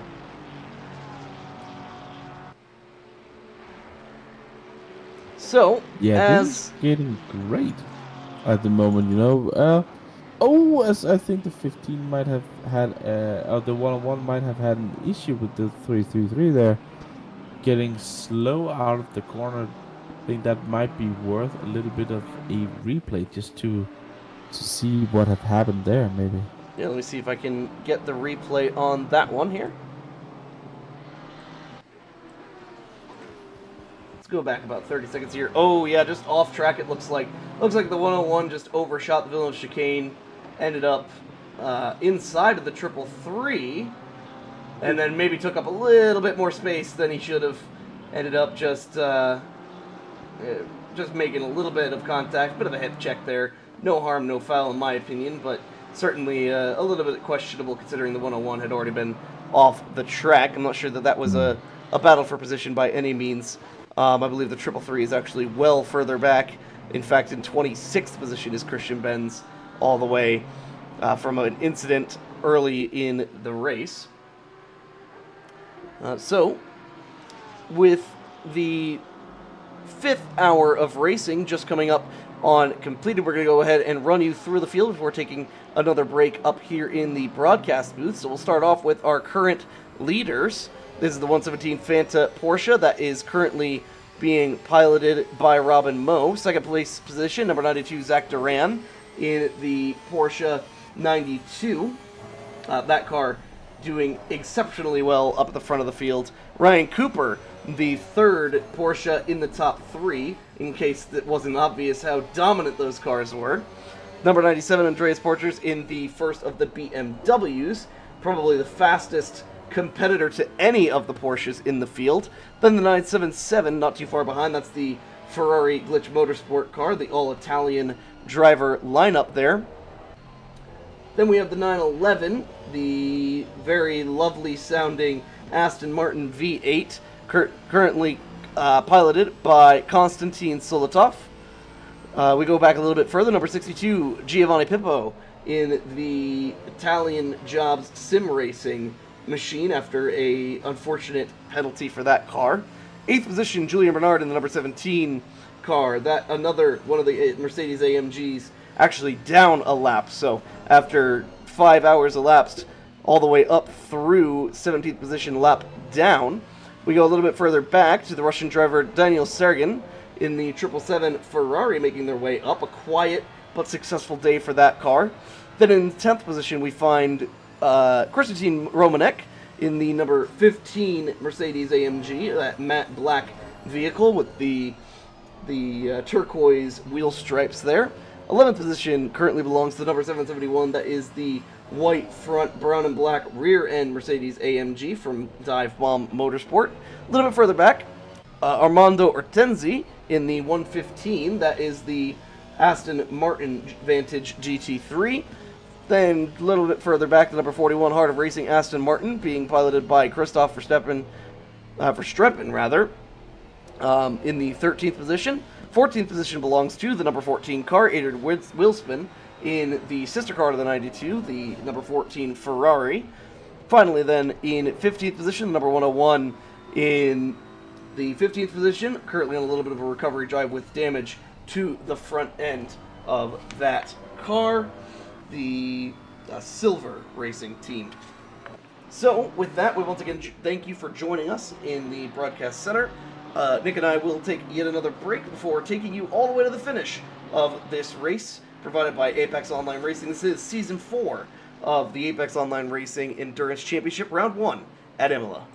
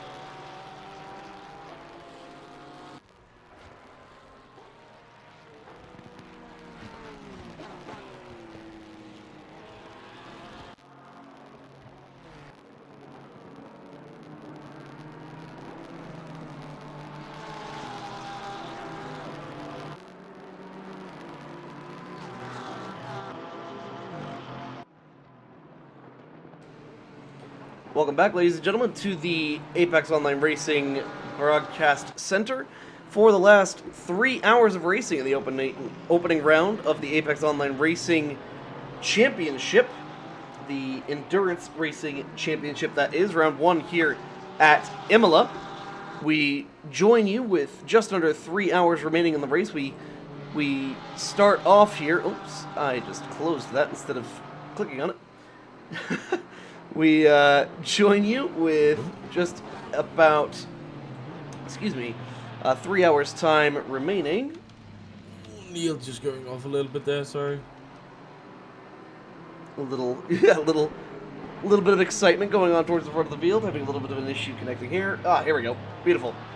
And we're back. There we go. So, currently we take a look at our third place car. That is Nigel Terran in the number 92 Porsche. They are now Porsches 1, 2, and 3 locking up the podium.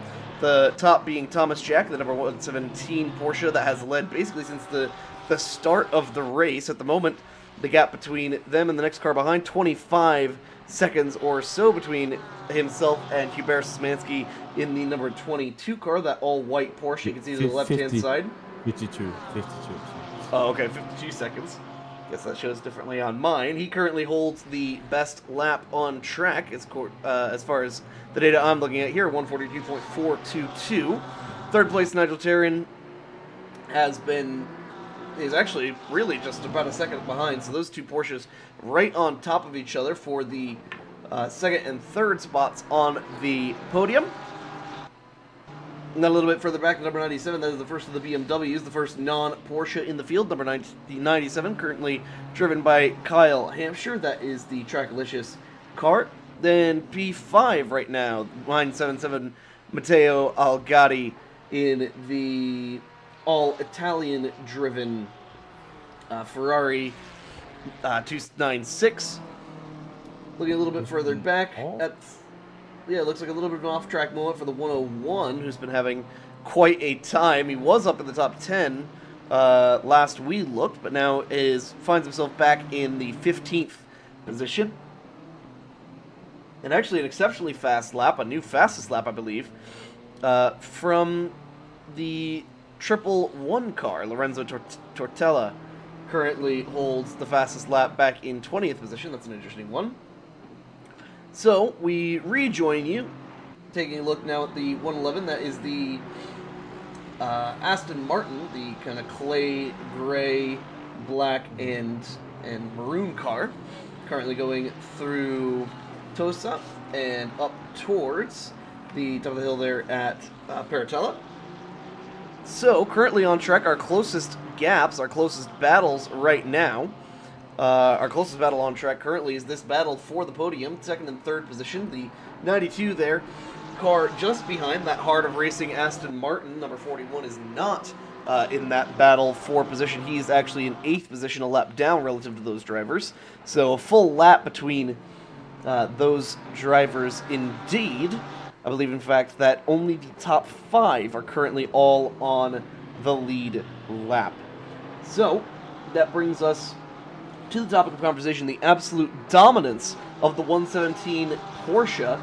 In fact, was the only Porsche to start up near the front of the field, started P2 at the beginning of this race, and has since driven off with it. The other Porsches in the field, at least the quick ones, have still managed to find their way towards the front of the field, but yet have not since been able to catch up, really. Do you think that's a difference in pace, or do you think that the 117... the Porsches were always going to be fast, and the 117 just happened to have the biggest head start?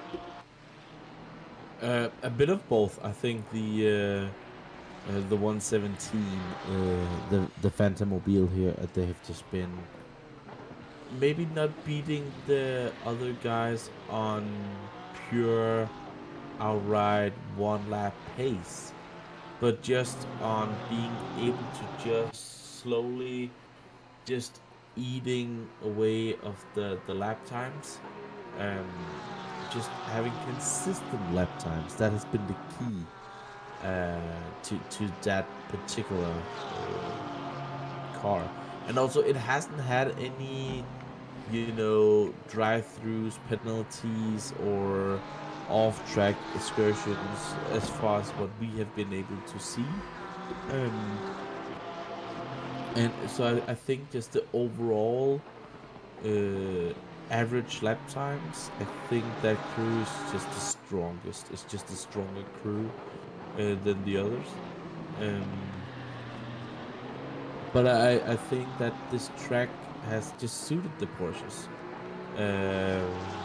Some of the driving styles, of course, you need a strong team to utilize that particular setup and driving style characteristic of the Porsche. But I think it has just been it is a strong car and it feels fast when you're driving it. And I think that is just some of the reasons why we are seeing Porsches up there. But again, the number 97 BMW is just right there, and he has really been the guy taking on the might of the Porsches. So yeah, it the Mercedes and the Astons have shown pace. I just think that overall the crews might be a little bit slower and than the 177 and the Porsches out there. Yeah, absolutely. The 117 N7 racing car, they've simply been flawless. No mistakes, no drive-throughs, no penalties, not too many off tracks. They've done a spectacular job, a truly spectacular job. Credit to Kyle Hampshire in the 97 car. That driver lineup pretty strong between himself. Let's see. That is Trackalicious. So Ali Raza, Cody Blanton, Andreas Borchers, Kyle Hampshire, and Nate Lomlin. So 2 Americans, a Brit, a Canadian, and a German in that lineup. All of them doing an exceptionally good job thus far. Looking at the battle now for second and third position, that's just about our closest on track, other than between 5th and 6th position right now. So going back to that position, that is the battle between the Ferrari and the 911 Aston that has been on something of a recovery drive since the very beginning of the race, had been as far up as nearly second position before getting into a major accident with our pole sitter that saw the pole sitters fall all the way back and out of this race. They are still running, but they're several laps down and scored the 36th position. Currently riding on board with the 911 here, putting pressure on the back of the 977, kind of just fading the nose a little bit into the Villeneuve chicane, trying to maybe just show him that he's there. Ooh, and very loose. Sawing at the steering wheel there, trying to keep it under control as we approach the end of yet another pit cycle. So we should see some drivers start to come in pretty soon, and a lot of these strategists are going to be starting to talk about, okay, how do we get to the end of this race, start calculating backwards when and where they need to pit, how many sets of tires do we have left, and what can we do with them, how can we best use them to push ourselves to the front of the field. A spectacular job done by all of these drivers up here in the top 10, top 5 even. They've really been doing quite well. A big run for the 911, not quite going to be able to get there. Yeah, a little bit there. A little bit of a slow exit from the Ferrari. Does a good job of defending to the inside of the Variante Alta chicane. Nothing to give him the preferred line, and he will clear back out. The flash of the lights from the 911, trying to let him know I'm faster. I'm here.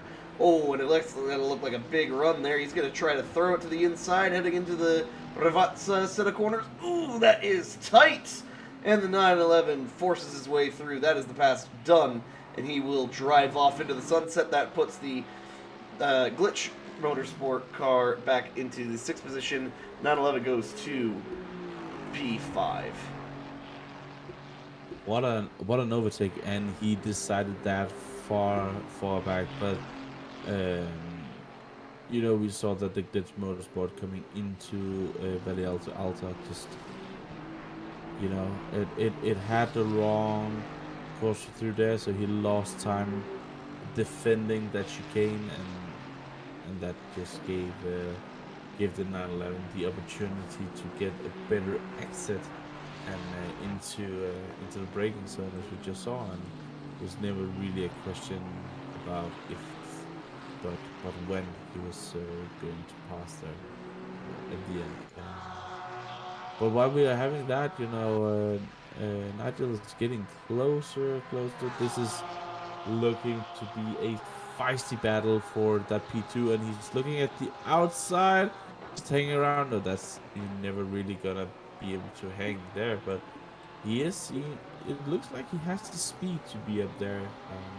But amazing that the 22, we have really seen the last hour or two that they have really put the pace on to be up there, because they were quite a bit behind these guys. But I'm sure in the BMW is actually the car with the fastest overall lap time, with a 1:41.247. So just a fraction faster than the other guys, but it is there. So it has the speed to be able to push these Porsches. But as we've seen before with the BMW, these pit stops are a bit off putting, so we don't really know where they're placed until the end of the last pit stop.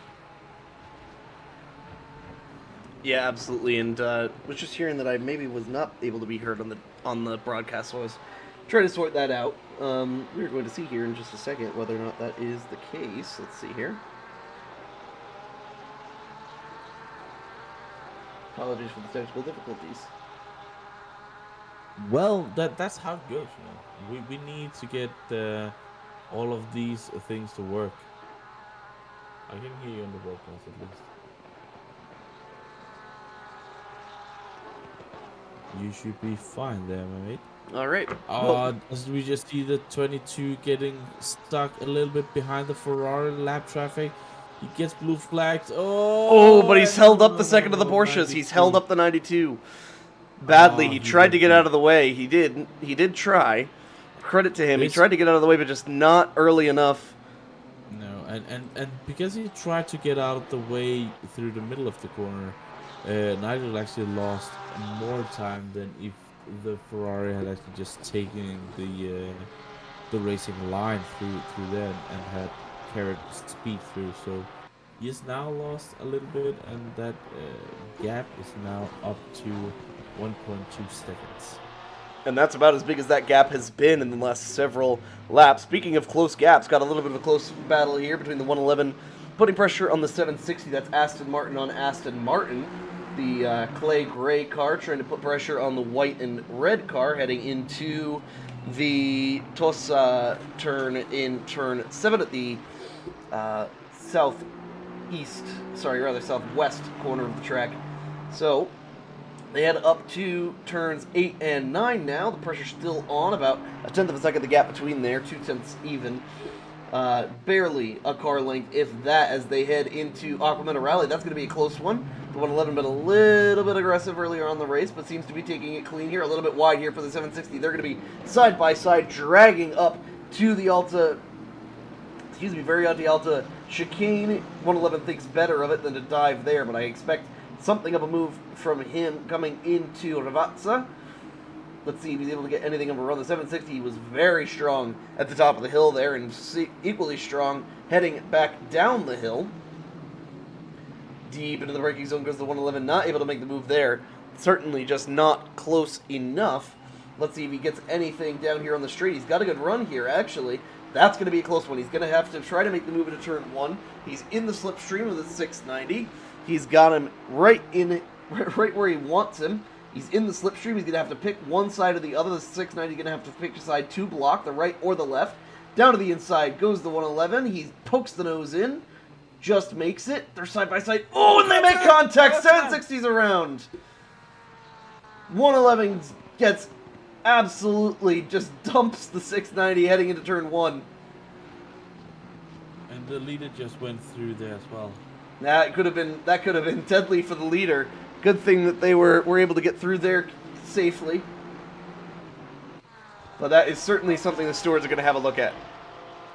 Oh yeah, definitely, and he went for it far behind, but and that's a bit difficult, because at the middle of the corner, he had too much speed to actually carry through that corner. But again, The other Aston didn't really give him the space as well. So, but that's the difficult part of this track because there's not really a lot of space to be given when you're going for moves. So you kind of have to rely on the other part and that, and that suddenly, you know, with an Aston on the inside, he didn't really expect it to still be there. So it all ended in tears and more tears for the mod that we are trying to create here at Imola with some of these crashes. Yeah, absolutely. Now the next closest battle out on track, the 333, Richard Benz and P24. Great recovery drive from that team up into the top 25. Now going to go down to the inside of the 545. He's got the nose in. Is he going to be able to make it happen? Plenty of room given there. Ooh, that's side-by-side, corner to corner, bumper to bumper. They will not have anything between them as the 696 laps ahead of them will make it through. That is a done deal. That pass is with a little bit of a cluster of cars coming through.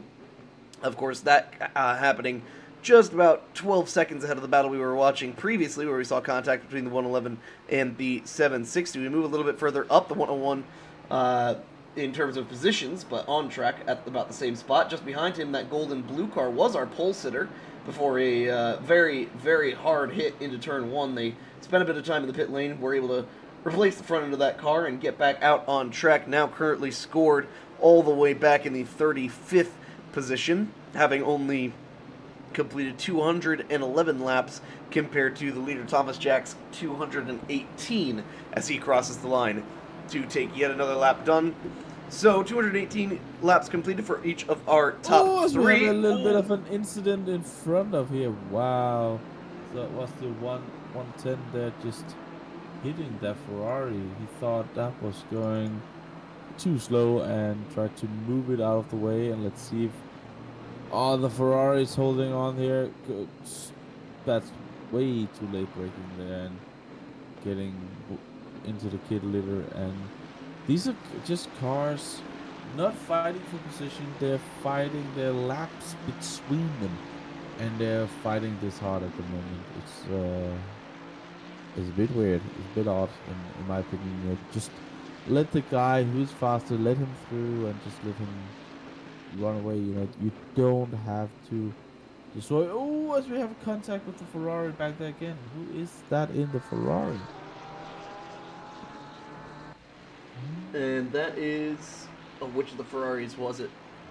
It's a black Ferrari with a red rear wing. So Ferrari with a rear... Oh, is that the 696 perhaps?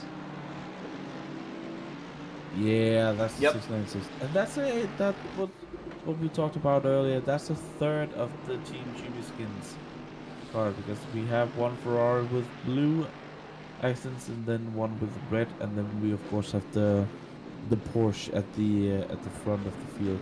He's been hitting a little bit of cars here at the on this particular lap, and maybe the stewards will have a look at what he's been doing right there. But number 5 and number 40, P21, that's a battle. Let's see if the McLaren actually is able to slipstream up and pass the BMW coming down into turn 1. He's just gonna do it sensibly and needing to bide his time for the BMW to make a mistake, or for him to get a really, really good exit out of the last corner. Absolutely, and that's going to be a very sensible battle. They've been really consistent in the 5 car. Not horribly, you know, they're not obscenely fast, but they've been one of the most consistently clean cars out there. They've been the victims of contact a time or two, but credit where credit is due to that McLaren team. They've done an excellent job thus far in the race. We are now approaching 2.5 hours remaining out of the 9-hour race here. These drivers have been doing a great job. This race of attrition, still hard really to talk about almost anything else than those 3 Porsches up front. And in fact, the number 92, I believe, has come in for a pit stop because he has fallen from 2nd back to 6th position. Has the number 92, Nigel Terran, all the way back. So he must have had either some sort of issue. Actually, yes, in fact, He did have an invalid Sector 3 last time, which means he has recently pit that last time around, which leaves the number 97 Kyle Hampshire in the BMW, the Tracklicious BMW, that is up into the 3rd position. That's going to be interesting to see how all these strategies play out. He finally got past the number 5, finally got past the BMW there. And just as he does, he has to go into the pit lane. Yeah. That's got to be frustrating for him. Oh yeah, definitely. As we have the number 92 is back down into P6. Let me just have a look, because that for me suggests that he has been into the pits. Yes, the 92 has just been into the pits. Yeah. Yeah, so that's why he fell from 2nd down to 6th. Yeah. And that's, you know, the crazy thing about how close they are. You know, incredibly close. Yeah, absolutely. There's been really nothing between them, the 22 and the 92. The 22 truly has had the pace because he started significantly further back than the 92. They've just been consistently fast up at the front. Hubert Szymanski taking back over from his teammate who was in the car previously when we last took our previous break. That was Ryan Cooper, the Dutch driver who was in the car previously. And in fact, that is going to... I'm just trying to find kind of what the closest battle is out on track right now.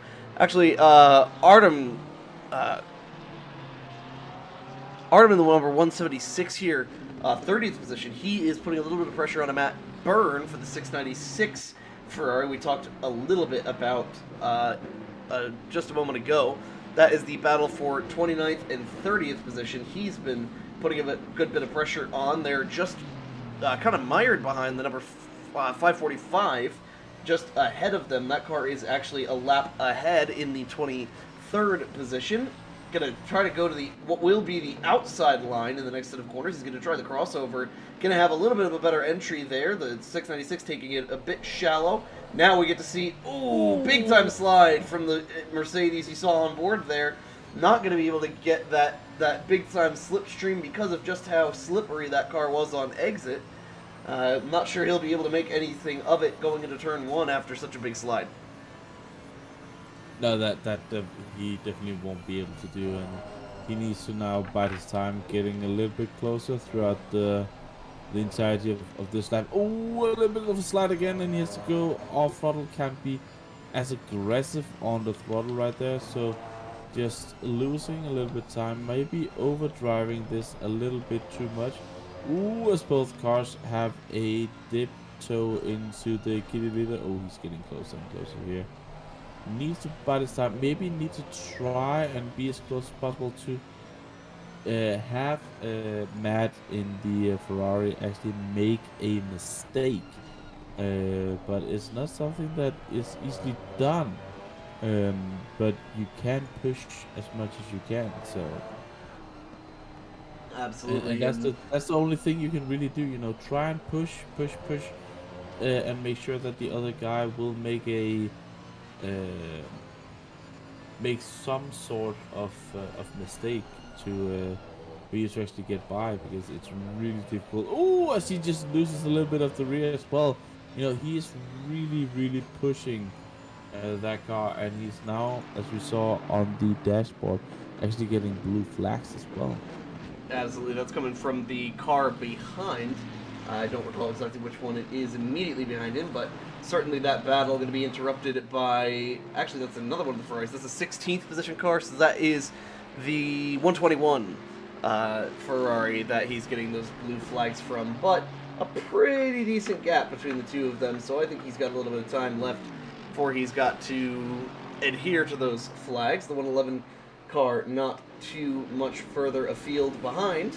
Currently trying to hunt down the car who's just ahead of him, that being the 545 red and white AMG Mercedes. So these are basically our closest battles out on track right at the moment. We're about to see a pretty big group of cars come into the pit lane for what should be their second to last pit stop of the day. and that is going to certainly show basically who is going to be our winners, really, who's going to be in contention for the end of this race, as we see our leaders, the 117 Fanta Porsche, in the pit lane, as they will actually now lose the lead. So for the first time in the race, it is the number 22 Hubert Szymanski who will lead the field and take the number 1 position. There it is. And this is only the second different Porsche to lead the race. The number 97 will fly through as well, putting the Fanta Porsche back into the 3rd position. But of course, it should be noted that this is only temporary, as those other cars still have yet to come in for their pit stops. Oh yeah, definitely. We have the Aston Martin and 911 here. I think they have pitted actually. Just looking at. No, he has not. He's actually not pitted as well. So he is. We are waiting for the Aston here. I thought he was closer to the guys ahead, but he's apparently not. So yeah, and we will see him going into the pits in just a moment as well. But yeah, there's quite a big gap between some of the drivers out there, and that is what tends to happen over these long races, that the drivers just are gonna have big gaps to each other. Going back and just watching, see if we can find a little bit of a battle going on. Not really too much going on out there, but what I actually think we should do, just for the happenings of it, I think we deserve here when once Tom is actually getting around to the last corner, we just want to be silent. You guys should just enjoy one onboard lap with Thomas, Jake, the provisional leader and the car that has led throughout the whole of the race. So let's get one lap with him right now.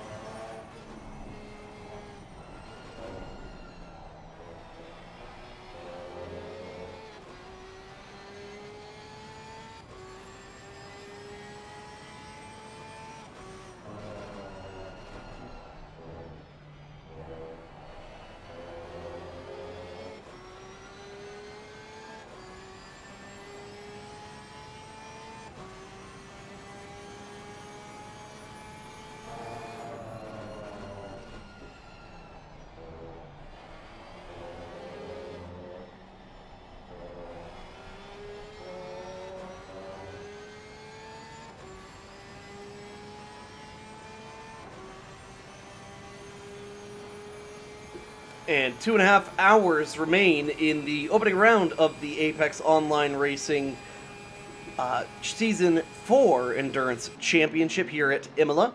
That was a lap on board with your provisional leader, Thomas Jack, currently scored in the 3rd position after his second to last pit stop, or I believe second or third to last pit stop there in the 117 Porsche.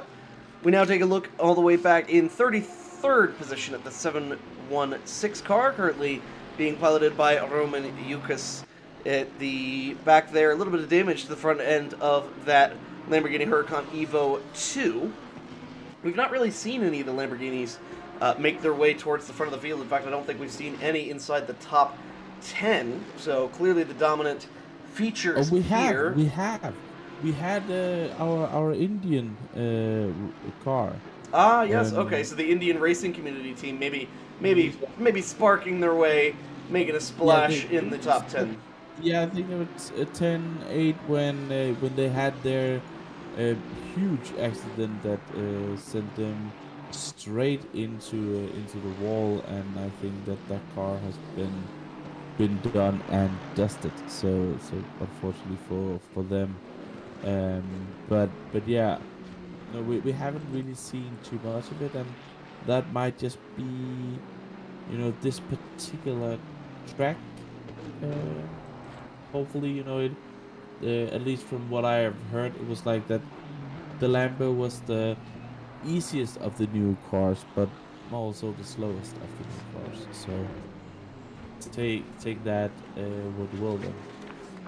Absolutely, and a good showing, certainly, from many of these teams. Another team representing their country very well was the 402.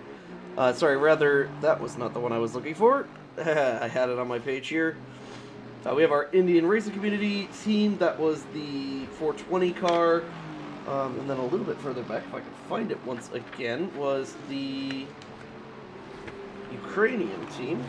Just look at it here on my list. So there were two Indian racing entries. Was that the 115? May have been. I lost it in my page. Here it is, Team Balance Ukraine. That is the number 15 car. Not sure if they are still out on track, but wanted to kind of shout them out here. The 15, no, they are not still out on track, so I think they have retired at this point. They did have a very good showing. Oh, never mind. I stand corrected. I just didn't see them in my list. They are right here. Pavlo Podovachuk, currently in that car. The Mercedes in position number 8, in fact. So apologies for that. I misspoke, but certainly a good showing from the Ukrainian team. 5 Ukrainian drivers representing their country well. And on that topic, another entirely Ukrainian team, the number 11 car, that Trident Motorsport car, I believe, actually is in Tier 2, but another team on the Endurance Championship roster that is ranked a little bit further down. Now, looking for some of the battles we have out on track.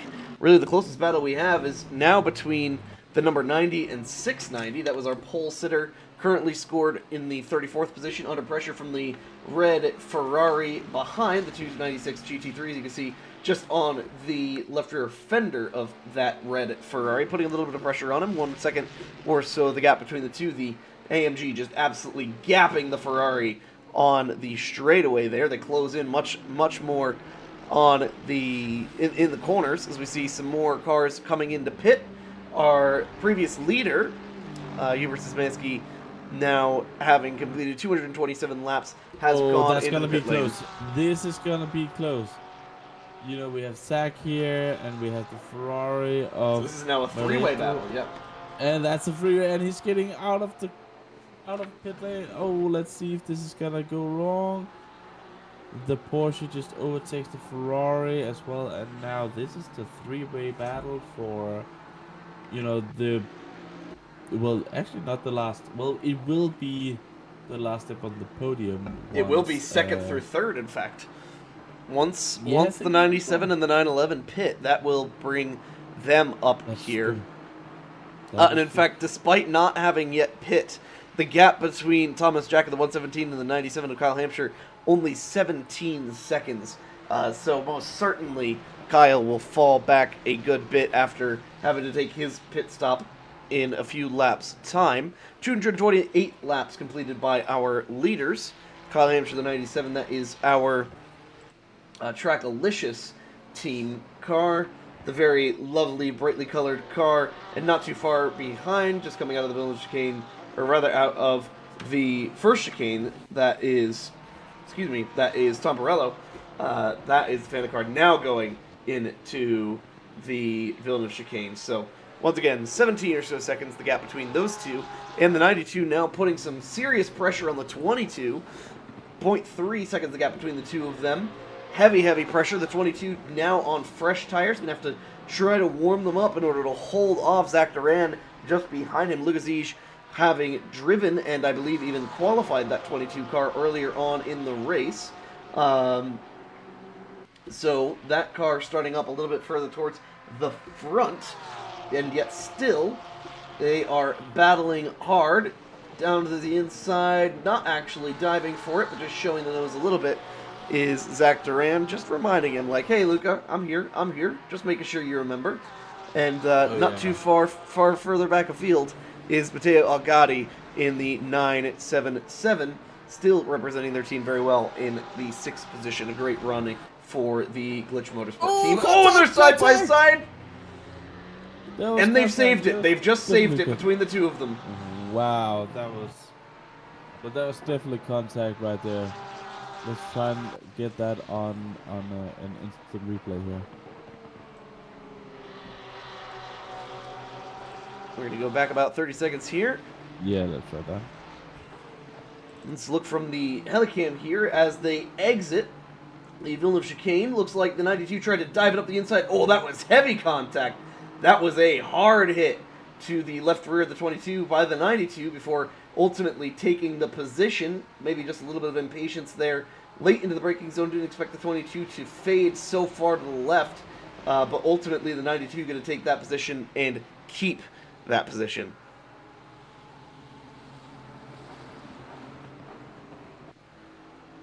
Yeah, but you know, I think if I was the 92, I might be looking at letting look at getting by again, because you know the wrath of the stewards. You know, then you can at least say, all right, we gave the position back, and then let's fight out for it once again. Yeah, absolutely, and especially with almost 2.5 hours remaining. Yeah, the stewards are definitely gonna be there, but Matteo here, he's just not able to keep up with the two other guys. He's doing a 145 lap times. So did the two Porsches, but they also had that contact with each other. But they've been lapping significantly faster. But we are also seeing at the moment a track temperature that is creeping up. There is 37 degrees. These tires will be screaming for their lives. They are just getting melted all over the place. And we started at a track temperature at 21 degrees. Just remember that just a couple of hours ago. So not that long ago, it was cold, it was nice, the tires were having a great time. Now they are screaming for their lives. Yeah, absolutely, and I think this is where the Porsches have been especially strong, is when the tires start to wear out, they seem, surprisingly enough, despite being rear-engine cars, to be the most stable or easiest to manage on those older tires. They've been going longer on the fuel stints. They've been doing a spectacular job. All of the Porsche teams have. And meanwhile, as the 22, 92, and 977 have all been battling it out, as the 977 comes into the pit lane, as they've been battling it out, doing 1 minute 45 seconds, the leaders, Kyle Hampshire and the 117 rather of Thomas Jack, have been doing 143s and 142s. So they've been gapping it out because of how much they've been, just because of how much they've been battling each other. Yeah, and that's the thing, you know, as we see Kyle finally taking his pit stop here, that is gonna be interesting to see where he's actually gonna exit compared to the 911 and to Zach and these guys, because I think he has the potential to really gain quite a few places here. Absolutely, especially Thomas with those Porsches battling Thomas each other. is gone. He can now, you know, park the car, get a cup of tea, relax, put the feet up, and then get back in the car and still be out in the lead. That's his gap at the moment. The 911 here is flashing his headlight. He still owes us a pit stop as well. And Yeah, Kyle is actually absolutely. getting out of the pits now, and Zach is only getting onto Oh, the. he has absolutely nailed that undercut, or the overcut rather, because in all that time that those two Porsches were racing each other, he went from about, if I remember correctly, about 7 seconds behind them to now he's going to come out just about dead even with them. In fact, in front of them, just if he could just make it to turn one, oh, not quite able to do it. Behind, And he's going to just be on behind. cold tires as well. We're going to have to see exactly how he navigates this situation. Don't push it. Try to make sure that you can just cleanly get those tires up to temp and get yourself in position to battle those Porsches. But certainly they have absolutely lost a significant amount of time to now Cody Blanton, who has taken over the 97 BMW, that Trackalicious car, getting transferred between the two drivers. So that will bring their third different driver into the fold here, as now 231 laps elapsed, only about a second between each of the three cars fighting for third through fifth position, basically all fighting for that last spot on the podium, which will eventually become the second and third position once we get a pit stop from the 911 car, who so dearly owes us one. Yeah, but this is really, this battle is really heating up, and now you and I are hyping this battle up because it's amazing, and Zach, Luca, and Cody is gonna give us one hell of a show here. But again, we don't know the pit strategies. We don't know or Cody, as it is now. Cody might be so far ahead that he's not even in this battle, or that might be where they truly are.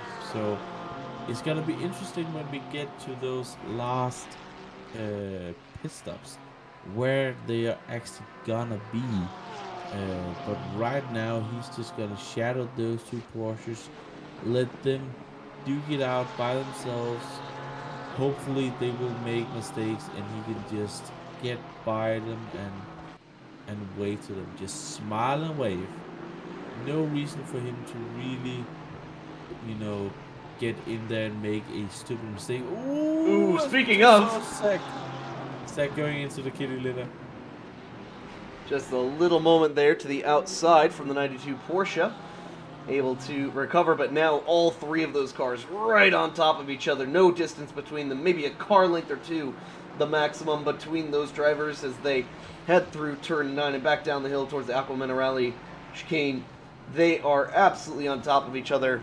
And it's incredible that it always comes down to stuff like this. Traffic giveth and traffic taketh away. The pit strategy lining them all up together after those pit stops and leaves us with an epic battle with just over 2 hours, 15 minutes remaining in the race. Certainly a long time left to go. Still only just coming up, really only 15 minutes into a typical length IMSA race. And yet we still have a lot of racing to go between these drivers. Lots of mistakes to be made, lots of strategy calls to be made, and lots of passes yet to be made. We are just as you guys to get it. Oh, as the 777 is gonna drive through, we see it just in the picture there going into the pits. We still have more than a Formula One race distance to go. They still, they need to get their race covered within 2 hours.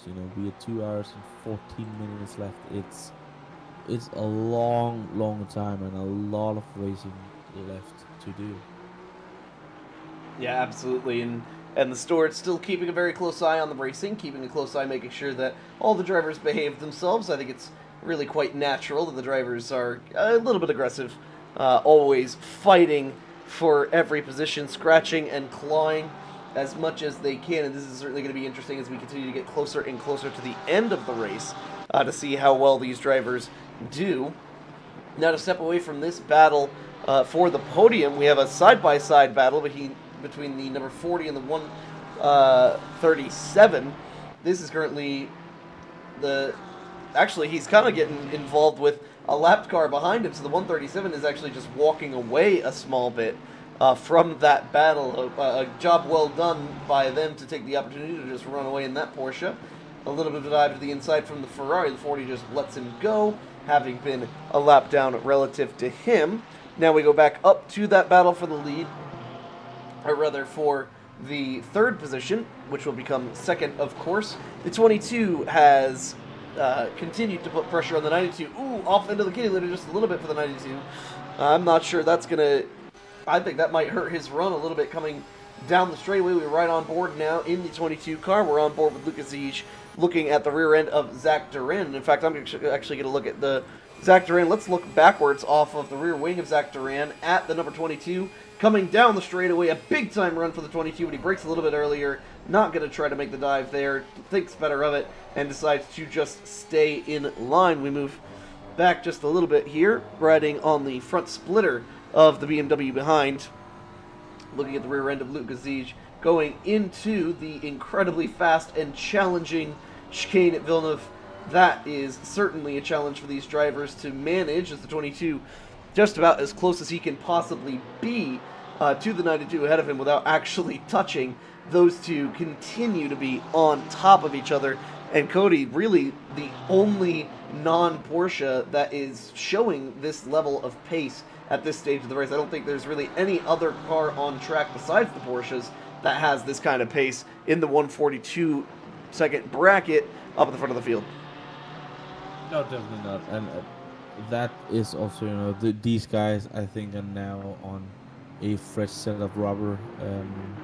So this is their pace. But yeah, getting this close and having this close of a battle is, you know, so long into the race. It's just what I love about endurance racing. You know, you can have a lot of racing going on and a lot of cars, then suddenly nothing for hours and hours, and then bam, we have a fight for a podium position between three cars that is just incredible out there. As we're having pit stops. I was like, why is this going up and down? But that's pit stops that we are having in the midfield. But this battle is just, it's too close to really get away from, as there's a car in the kitty litter out there.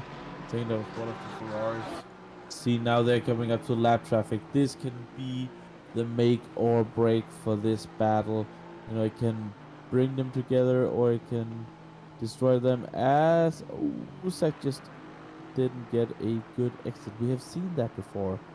Now they're coming up to the red Ferrari, which before we saw a couple of minutes ago that lost Zach a huge amount. Oh, that is a dive from the 22. Nearly bad contact there.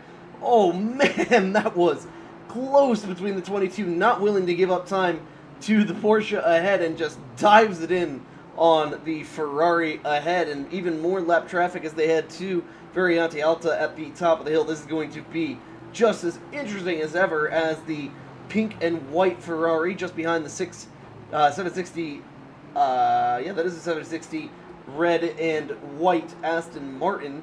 They are going to be catching them at an interesting spot here at the Ravazza down at turns 17 and 18. Ooh, deep into the braking zone. Are they going to end up getting away with it? They might actually end up being in a good position here where they can just pass them on the straightaway. Oh, a big moment from the 92. Contact from the 22. The 92's in the grass. His right sides are in the grass. A big mistake there from the 92. A little bit of contact from the 22 behind. And the 92 will go quickly from third down to fifth. Zach Duran losing 2 positions after some contact with the front end of Luca Ziege. That is going to be a close one. We'll see if he's able to fight back at all. But no, those right side tires much too cold and dirty to do anything about it.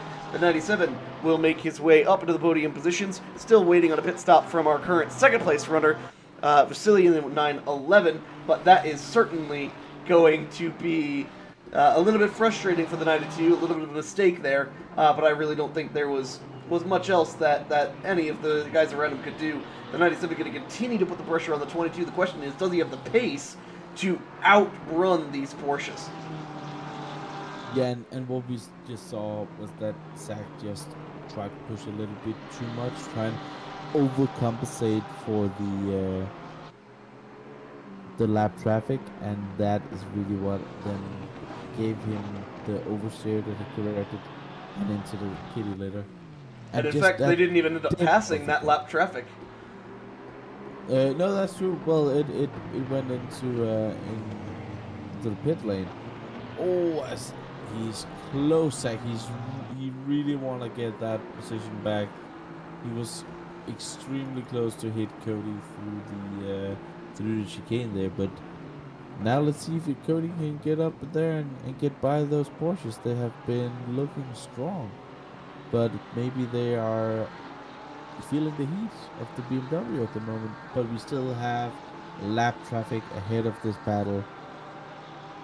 Absolutely front-engined V8 against rear-engined flat 6. You can hear, of course, the vast difference in the engine notes there. A huge run there going into turn 1, but not going to take it. A little bit of early braking there. All very sensible from these three drivers. They've really done an exceptional job of being very smart, picking their passes. Oh, and a little bit of a mistake from the 22. He hits the sausage curve to the left-hand side. His tires bounce off. Gonna be a little bit of a dive into the Villeneuve chicane. They're side by side, plenty of room given. Oh, a little bit of a touch there. A little bit wide. And coming from back, Zach Duran gets forced off the track just a little bit. The 97 continuing to keep the pressure on the 22, kind of shoves him out on the left-hand side coming out of the Villeneuve chicane. But all is well that ends well. Still all three holding suit where they were before. And really no damage done there, but certainly incredibly hard racing. They feel the pressure. They know the time is winding down.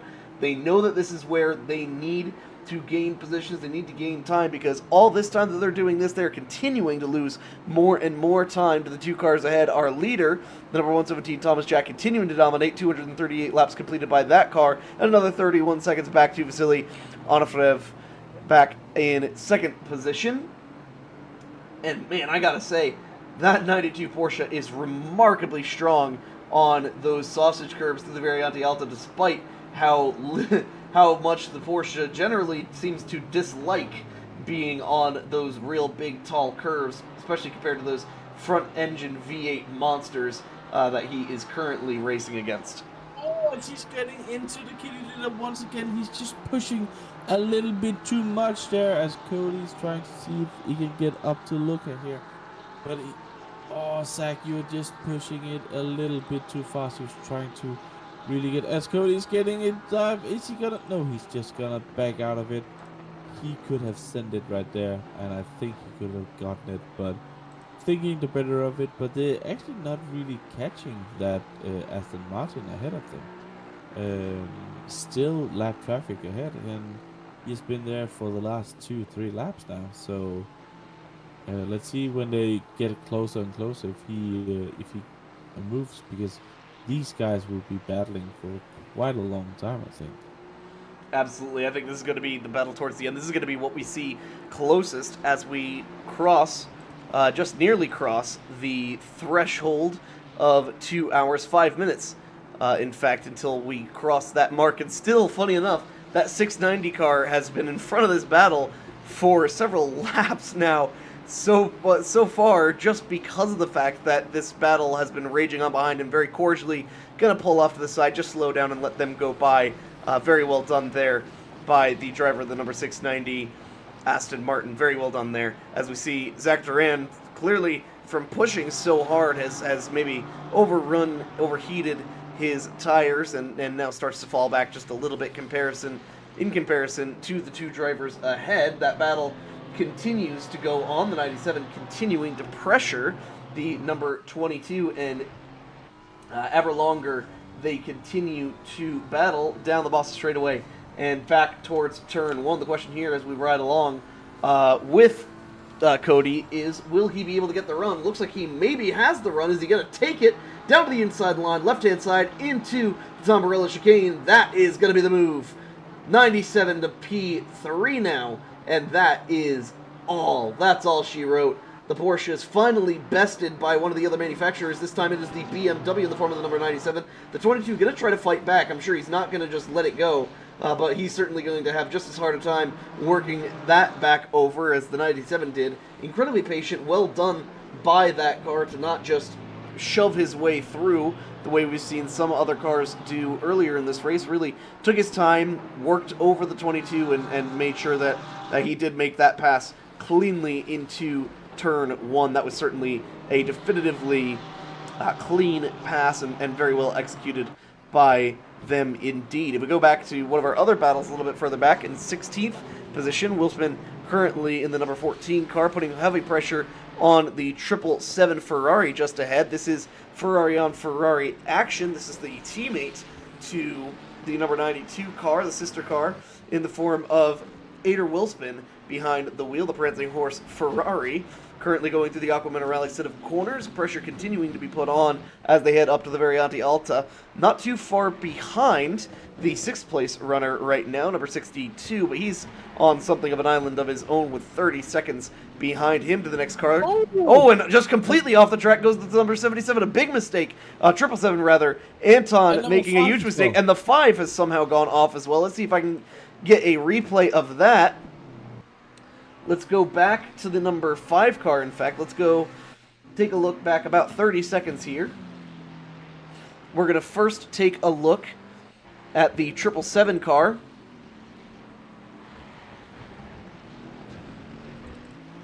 And just takes too much curb going into the corner.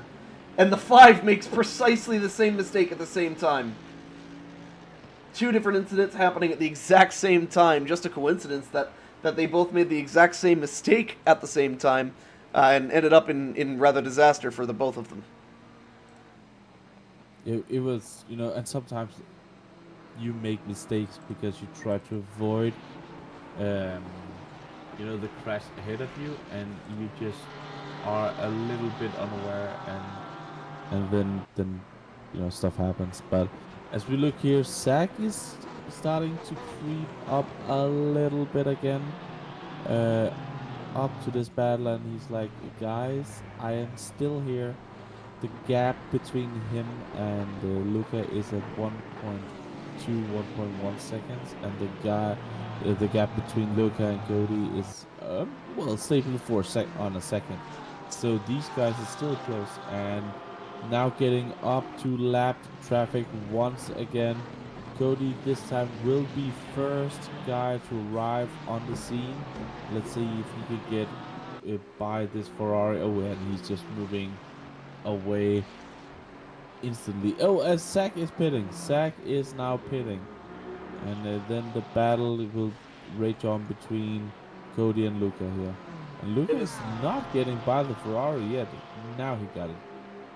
Yeah, and it's certainly not a surprise to see the number 92 come into the pit lane. He has been absolutely abusing the heck out of those tires. They have been driving hard. I think that's really what ended up playing to the 97's advantage, is he was just taking his time and taking care of the tires. I really never saw him sliding a whole lot, especially with those rear tires. Meanwhile, the Porsches had been absolutely annihilating one another, giving neither one a break, and it ended up ultimately resulting in them overheating the tires, and the serious advantage goes to our now 2nd place ranked Cody Blenton, after we've finally gotten that pit stop we expected from the 911 of Konstantin Soldatov, currently behind the wheel of that vehicle. Now 28 seconds the gap between himself and the next car, 62, Alessandro Katsonaka, and the number 62 Italian Jobs car. So our current closest battle on track, actually all the way back in 30th position, 696 James Morris against the 176 Mercedes up ahead. This is Ferrari versus Mercedes for position. Again, that is 29th and 30th position, about 0.4 seconds the gap between the two, and in fact they just go past the number 92, so this is going to make that battle even more interesting, because you have the clearly superior number 92 Porsche, who's going to be wanting to make his way through there. Let's go ahead and take a look at the 92, see how he navigates, goes about navigating this traffic. He's done a pretty good job so far. He sees them side-by-side contact between the two of them. The Ferrari goes off in the grass. He's going to try to go up the middle.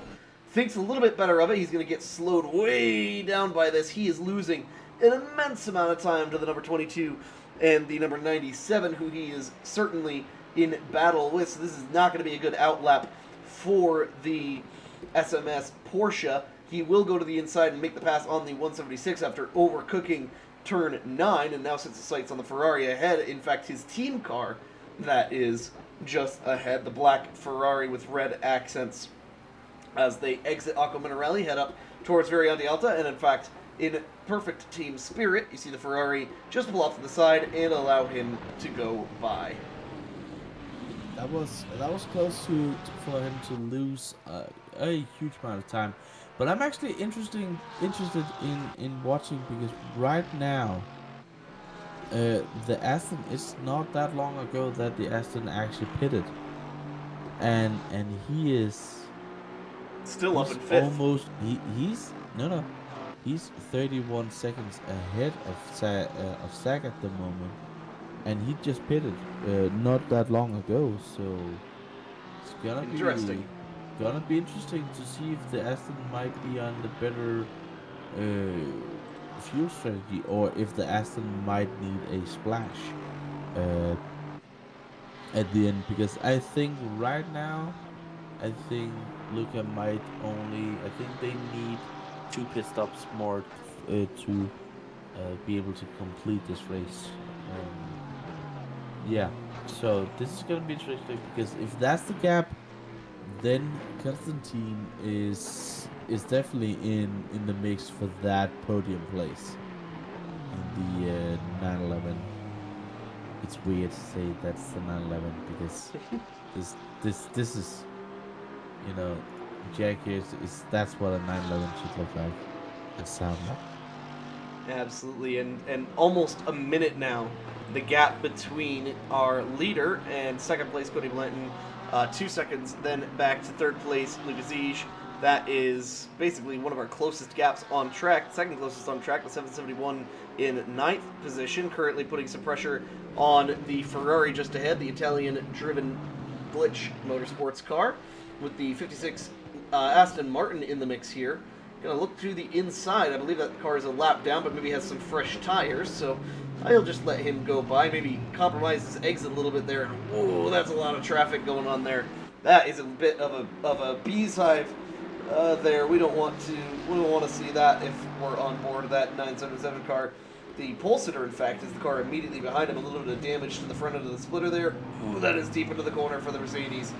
I almost thought he was about to make contact there. That would not have been good.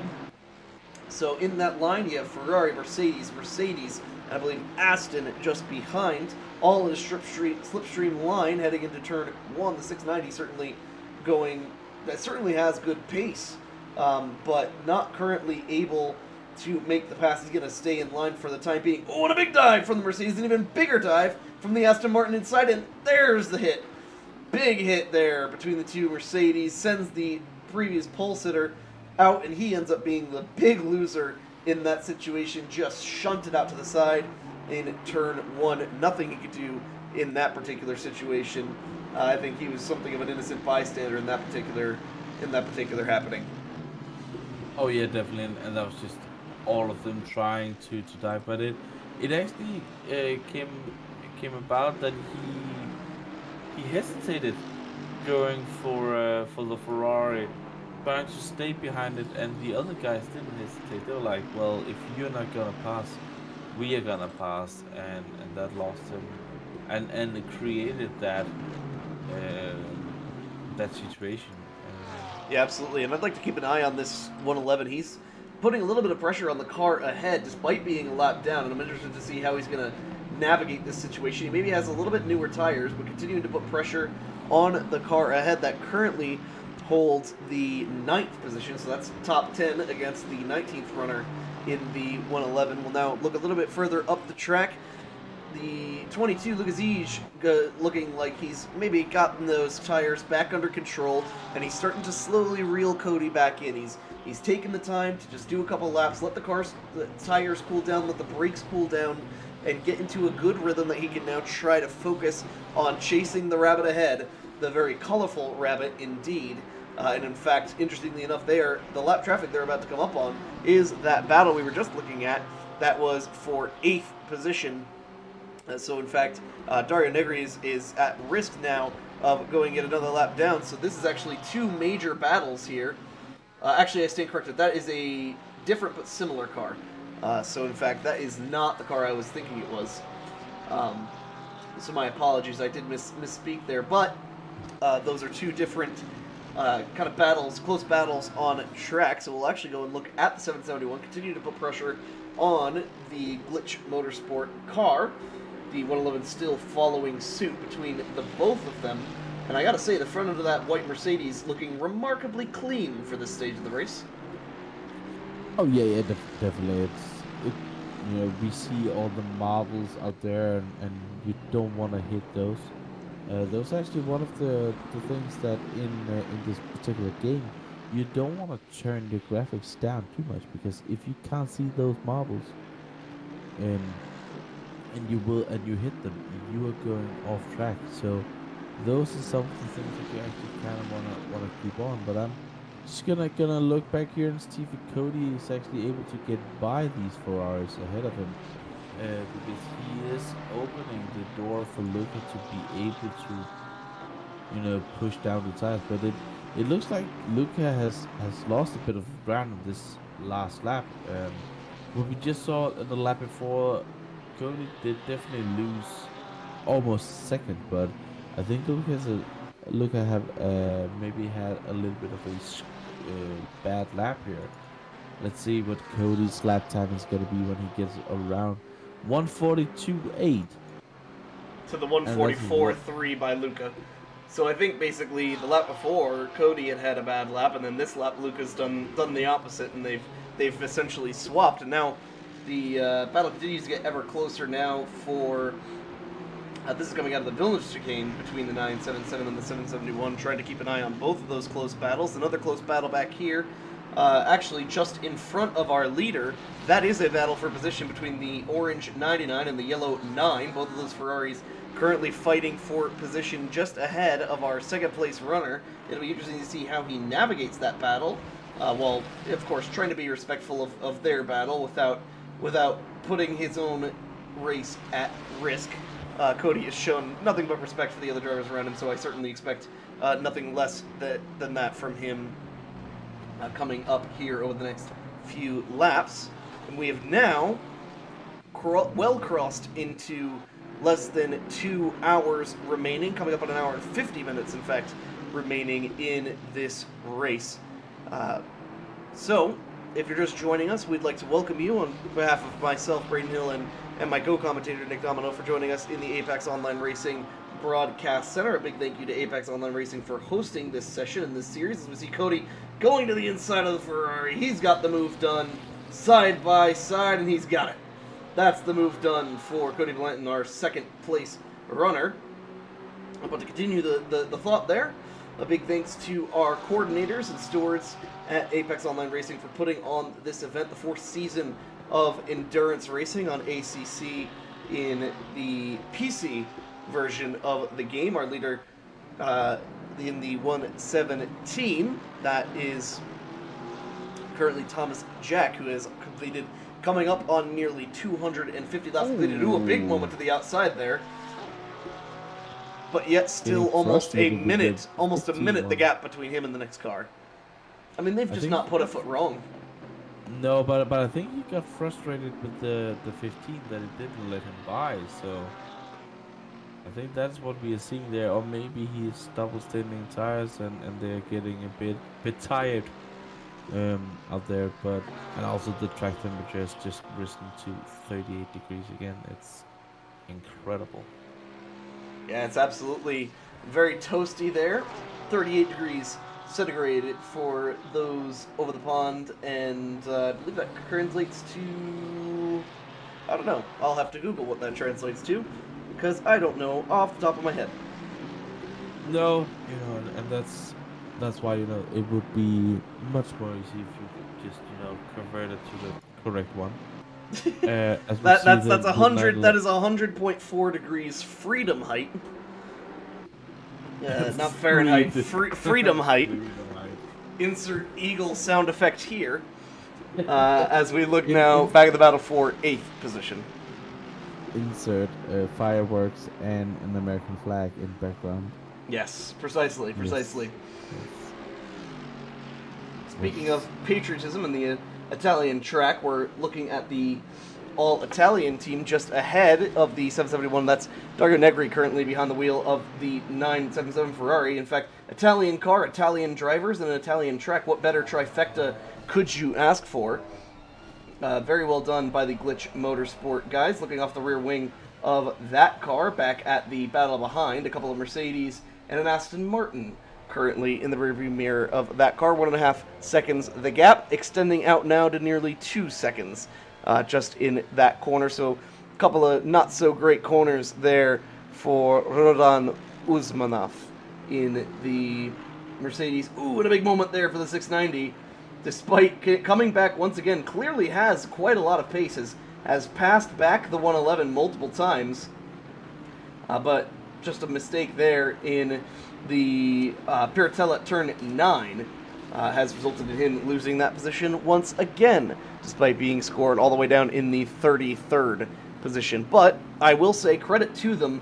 They are certainly deserve credit in that 690 car, despite starting on the pole, being involved in a big accident at the beginning of the race, still out there fighting for positions. So kudos to them, that entire team up, still going and still going strong. That is the Beaver Grease Racing car, all Colombian drivers in that car. Luca is definitely losing time now. He's 3.5 seconds behind, and Cody's just running away from him. So I think our three-way battle might be done and dusted. To be fair here, I think the BMW is just so much better on tires over the whole stint. And as we see, Zach here, he's still a little bit behind the BMW or the Mercedes. Yeah, this is the Mercedes. And again that wrong numbered Aston Martin there as well. So I think, as we have number 5 in the wall. Car number 5 is in the wall and on the straightaways. That's trying to see if we can find him in there. See if we can find a replay of that. Going back here, coming out of Rivazza. Ooh, and just got into the grass off Rivazza. Turns from one side to the other, ends up backwards. I'm not sure he hit the wall, did he?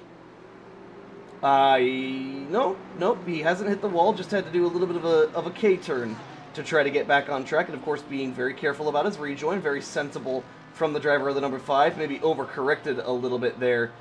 So a little bit of back and forth there, but ultimately does get the car back going in the 24th position.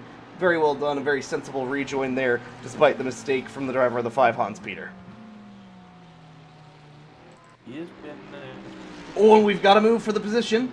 The Mercedes going to the outside, the Dive Bomb Motorsport car, all the way to the left-hand side of the track, and in fact clears before turn 1. That is got to be the move done, unless the 977 is going to fight back on the inside, maybe an attempt being made. No, that move is done. The 771 moves up into the 8th position.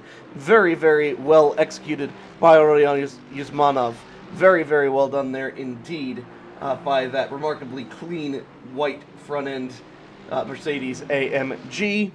Dario Negri, not for lack of trying, has now lost that position, surrendered it to the car behind. That is our closest battle on track at the moment, though we do have a relatively close battle here. This is between the 777 and the 101, and the 777 in fact takes the position going into turn 1. That is a big power move there from Anton, taking it away from the BMW. Not too far behind is the 83, so this is actually a three-way battle for 14th, 15th, and 16th position. Excellently done there in turn 1, so hopefully we'll see some more clean racing between them as they continue to battle. We actually have a couple of the Mercedes, our Mustache Racing. Well, it is the Italian job, but for me that is Mustache Racing into the pits, and Zach is getting that position back, and he is now up into P5. So getting slowly closer and closer to the top here. But interesting to see with these pit stops at the end. But yeah, Cody's just on new tires. He's just getting away from Luca quite a lot. Absolutely, and right now, just about the closest battle on track is still that battle we were watching just before, the 101 and the 777. That is BMW against Ferrari. Right now, the Ferrari has the best of the BMW, and it seems that it's going to stay that way. The 101 off into the kitty litter a little bit to the right-hand side, gets his just a little bit of his right-hand side tires off into the grass and loses a little bit of grip, exiting Ravazza in turn 18, but still going to be fighting down the front straightaway. That's our closest battle on track, other than back in 23rd position, the 137 Porsche, the purple, black, and gray car, currently trying to get position on the car just ahead. That's the 333 Christian Benz behind the wheel of the very bright pink-colored BMW, about 0.8 of a second the gap there, that being our closest battle on track for position right at the moment. They continue to battle there. You can see, looking off the back of the BMW, that M Motorsport rear wing, you can see, oh, the Porsche just so deep into the corners by comparison, but the BMW absolutely gaps him on exit. An excellent defense there from the BMW. Well done there. Well, with that, we unfortunately are going to have to say goodbye to Nick in the broadcast booth, as he has some other commitments. But Nick, thank you for joining us on the broadcast and for continuing to help out with everything, and we look forward to seeing you at the next race in Bathurst. Yeah, thank you. It's been a pleasure and great to be back in the game and smelling the virtual rubber and oil getting burned off here, and we'll have some great racing out there, and it's gonna be interesting. It's gonna be an interesting season.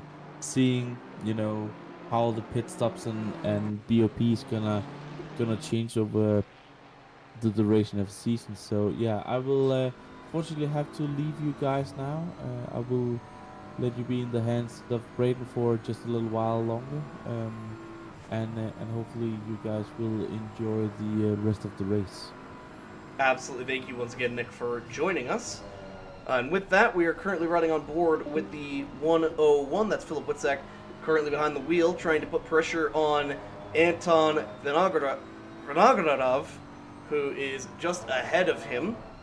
These drivers in 15th and 14th, currently 3 laps down to our leader, Thomas Jack, who continues to dominate. Riding on board with him now as he goes through the first set of chicanes, that being the Variante Tamburello, going into the Villeneuve chicane.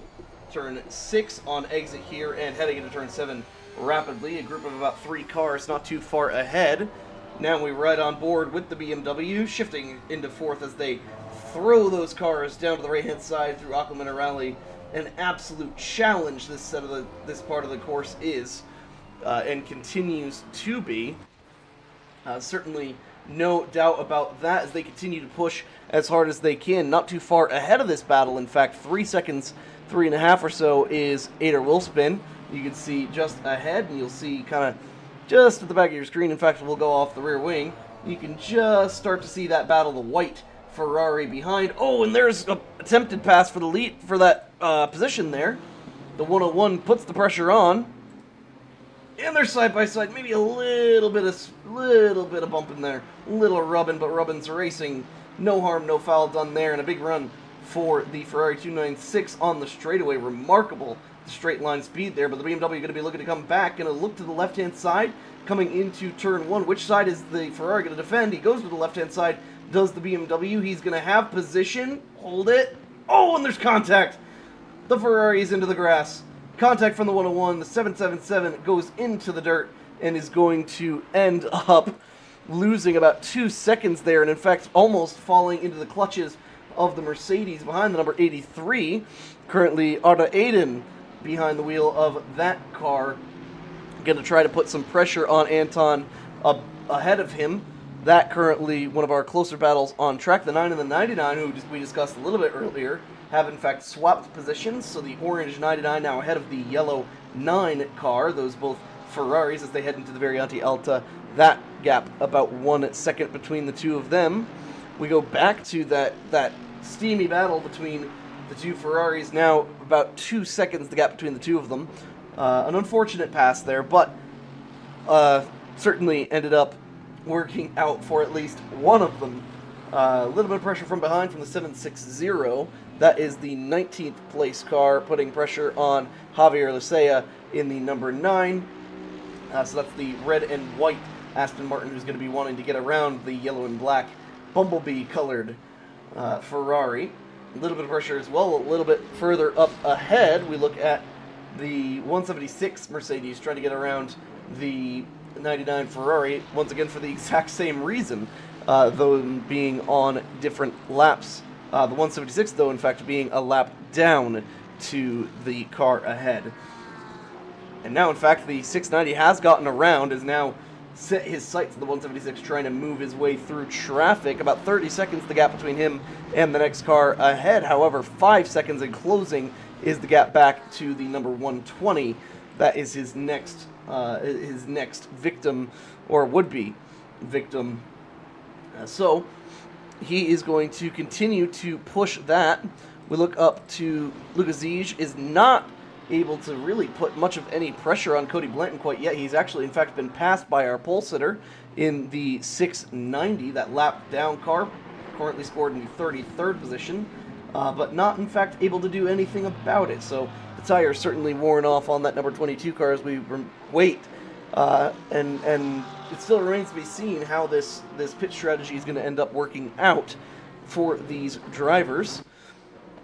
Another close battle here. The 137 Wout van Aert currently putting pressure on the 333 Christian Benz, continuing that battle that we maybe discussed a little bit earlier on. Two very brightly colored cars, though the Porsche is certainly much more subtle than the other. The 111 now, in fact, is battling for position. This is with the 545.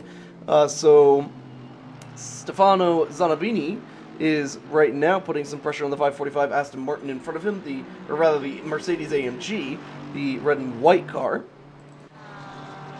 Those two battles incredibly close between the two of them. We're going to see if there's any sort of move to the inside here. No, the Porsche is going to brake early on that particular occasion. The 111 also able to continue holding suit with the car ahead. Those are our two closest battles, that being for 21st and 22nd and 25th and 26th. These battles on track. Aston Martin against Mercedes AMG and Porsche against BMW M4. Looking a little bit further up the field here, we're going to run you through all of our drivers as we approach rapidly, about an hour and a half's time remaining in the race. Oh, and here goes that battle, doesn't it? This is our leader, Thomas Jack, just behind that very intense battle ahead. Oh, and the 137 off track, big mistake there. That's going to open up that gap and gut the leader through. Thomas Jack all the way to the outside, gives that Porsche more than enough room. Much more than enough room, absolutely taking it safe. Very clever driving there from Thomas Jack, and that is why that team has not put a foot wrong all day. A spectacular job done by the N7 team. Cody Blanton currently scored in the second position, the 97 BMW Tracklicious car. Lucas Ziege, the second of the Porsches on the podium at the moment, the all-white number 22 car. Konstantin Soldatov currently in the 911 Aston Martin. Some really clever strategy getting them into a great position. Zach Duran in the 92, about 35 seconds further afield down in the Aqua Minerale corner now. They are scored in the 5th position. Giovanni Pippo in the Italian Jobs AMG Mercedes. They've had a very quiet and consistent race inside the top 10. Only one penalty, but have still done a great job of maintaining and recovering. Dario Negri in the number 977 Ferrari. Very fast Ferrari, that is. The fastest of the Ferraris in the field. A little bit further back, Konstantin Romanenko in the number 15 for the Ukrainian team. The Mercedes currently looking to put another lap on that Ferrari ahead, number 9 car. Marco Henderson is scored in the 9th position. That is the 17 all red and black Mercedes AMG GT3. Christoph Verstappen all the way back. Now just actually coming off of the pit lane in the heart of racing, Aston Martin side by side with our pole sitter, the 690. He'll have to fall in line here, but is certainly going to want to get around him quickly so as not to lose much of any time. He falls outside of the top 10 as he does so. And Sergei Demidov in the 771 Mercedes, we saw him make that clean pass on, I believe it was the Mercedes, or actually rather it was the Ferrari that he was in a battle with, and that is your top 10. The 101 actually, in fact, now in a battle. We've seen him fight, that team, in fact, fight all the way to the front of the field from the back. They have been our biggest mover all day, putting some pressure on the team car to the number 92, all the way up in the 5th position. And in fact, it's going to continue to put the pressure on to Ader Wilspin in the number 14 down the straightaway. Let's see if he's able to do anything about it. We ride on board in the BMW 5th gear as they pull down the Boston straightaway, headed towards turn 1. A big time pull there in the slipstream. He's going to go to the inside. He is going to go to the inside. That's going to be a move to the inside. Can he make the pass clean? He's got it. The Ferrari is going to concede the position. Very clever driving by the number 14, not to try to hold it there and end up getting pushed off into the dirt. Certainly not worth it at this stage of the race. Very, very sensible driving there by Ader Wilspin, and a very good pass by Philip Witzak. A little bit further back, the 111 continues to try to put pressure on the Mercedes-AMG. Not really able to make any sort of major progress. Just less than a second, the gap between those two cars, but nothing too crazy as we look a little bit further up the field. Lucas Ege is one to definitely keep an eye on. I think he's got a lot of pace in that Porsche, but I'm not sure he's got more tires. So hopefully having some clean, fresh rubber on that car is going to give him the extra speed he needs at the end to hopefully put him in a good position. Now, just having a look here at race control, nothing too exciting or recent in race control for the moment anyway. So we will leave that as it is. And keep an eye now. Oh, here we go. The 111 now putting some pressure on here. There we go. Looking at the 111 now. About 0.3 of a second the gap there.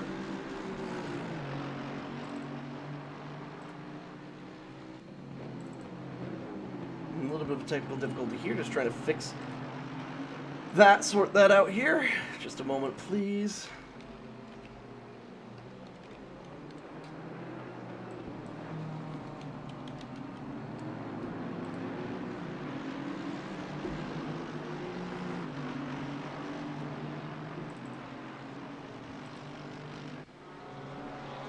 Now looking at the battle between the 137 and the 333, a little bit of checkup needed there coming out of the Tamborelli chicane. They do not end up having any contact. Very good there. A little bit of a show of the nose from the Porsche. And that will be all for that battle, at least for this part of the lap. They are not going to make contact, thankfully.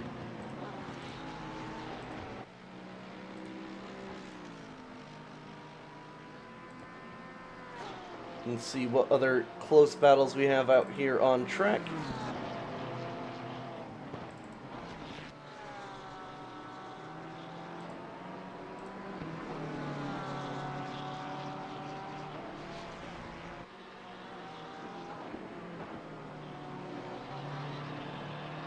Looking here at this continued battle, still trying to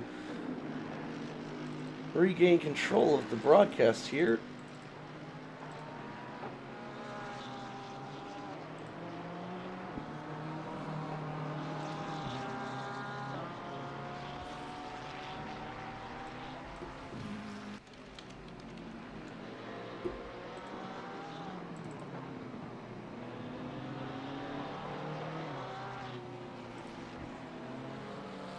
Alright, and I ask for patience for just a moment as I just go ahead and try to fix the broadcast here. Having a little bit of trouble with our overlay app and controlling the cameras, so we will return in just a moment's time here.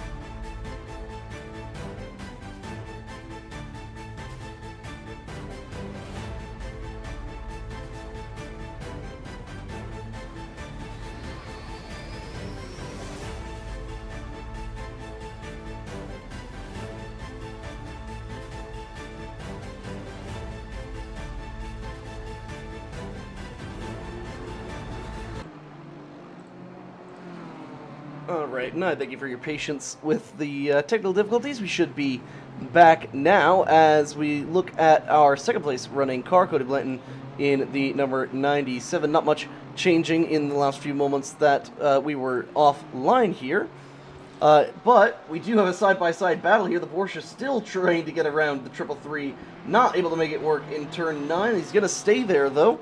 Still going to continue. Oh, and yes, he is actually able to make that pass. The 333 going to have to yield that position. Oh, a big-time moment. Can he save it? Christian Benz with a massive save. Certainly an off-track there, but certainly better than ending up sideways and backwards. That is going to be definitively given to the Porsche, that position. Well done. A great save there in Aqua Minerale by the 333 Christian Benz. Very well done indeed. The 111 still in same position against the 545. Ivo Zorikic is currently in just about 4.5 seconds behind the next car ahead in the number 40.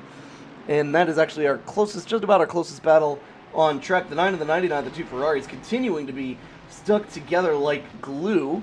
Can't seem to get around each other whatsoever. And continue to battle there. Looking a little bit further up the field, Lucas Each continuing to lose time to Cody Blanton.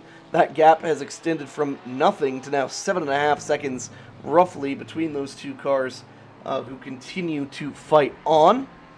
Taking a look at the standings here, an hour and 25 minutes just about remaining in the opening round of the Apex Online Racing season opener, the Endurance Championship here at Imola in the beautiful Italian sun, very hot out on track.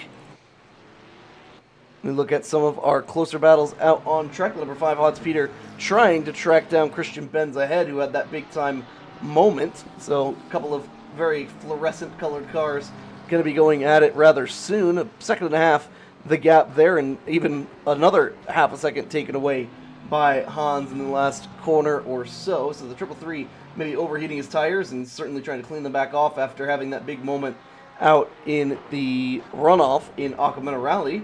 We're going to continue to take a look at this. This is shaping up to be a great battle between the two cars. Oh, and a big-time slide for the McLaren, but he continues to gain time. 1 second now, the gap between himself and the 333 ahead. Hans Peter in hot pursuit of Christian Benz, and excellently done, both of those drivers. We'd like to take this moment to thank Apex Online Racing for providing this session and hosting this series, giving us the opportunity to be up here in the broadcast center.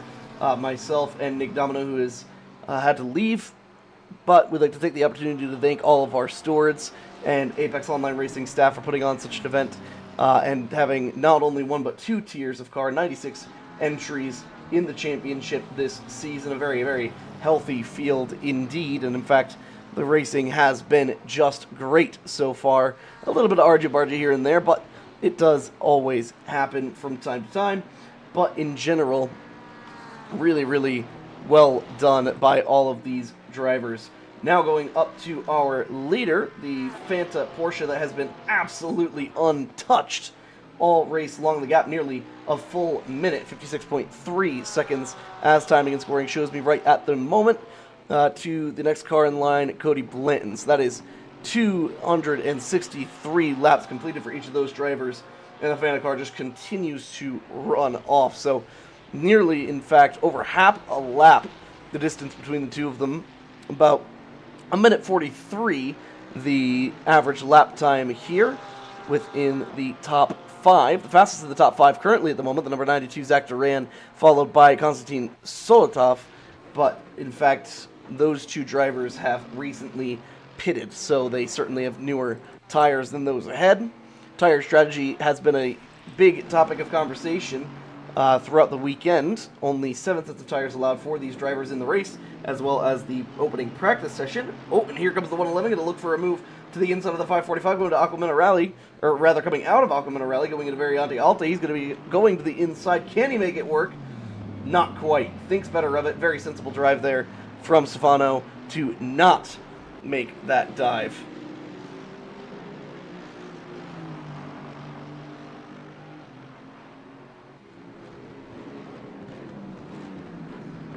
Very, very sensible drive there. Fastest lap of the session so far is currently held by the 911. This very, very clever Aston Martin team. They've done a wonderful job all race long. Despite getting into an incident early, they've done a great job of recovering and continuing to battle for podium positions, now up into the 4th position, and certainly going to be cycling through. That is going to be an interesting one. Now the battle between the two very fluorescent race cars on track. Hans Peter continuing to put the pressure on Christian Benz. So those two going to continue fighting hard for it. Meanwhile, a little bit further back, the 111 continuing to pile the pressure on, but we're actually going to stay with the number 5 car here. Let's, in fact, ride on board and listen to the sultry sounds of the McLaren 720S.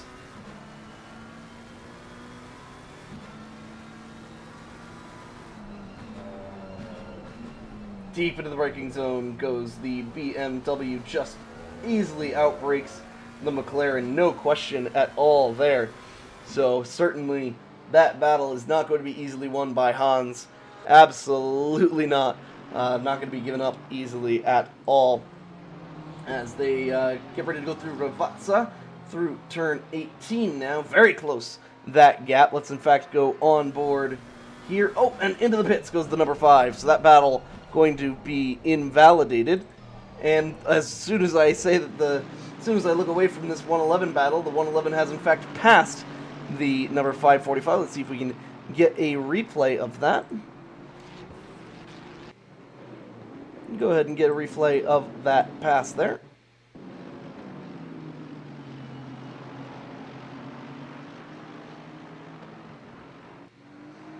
Just gets a great run out of Aqua Minerale, and the 545 just basically concedes it at that point. He knows that that's just enough at that point. He's had that position done for a while now, so well done by the 111, just methodically taking that position away, and certainly not over as Ivo behind continuing to put the pressure on. That is our closest battle on track just at the moment as they go out of the Tamburello chicane and into the Variante Villeneuve, the turn 5-6 complex, and up to Tosa. They continue to fight, that being actually, in fact, we've just had a new fastest lap. Konstantin Soldatov absolutely flying out there, 142.2. That is our fastest lap of the race. And that, in fact, happening with 21.5 seconds, the gap between himself in 3rd place, Luka Zige in the number 22 Porsche. So they are certainly not out of this race at all. If he continues a pace like that, he will absolutely have an opportunity to catch up and pass him, with now coming up on an hour and 15 minutes remaining in the race.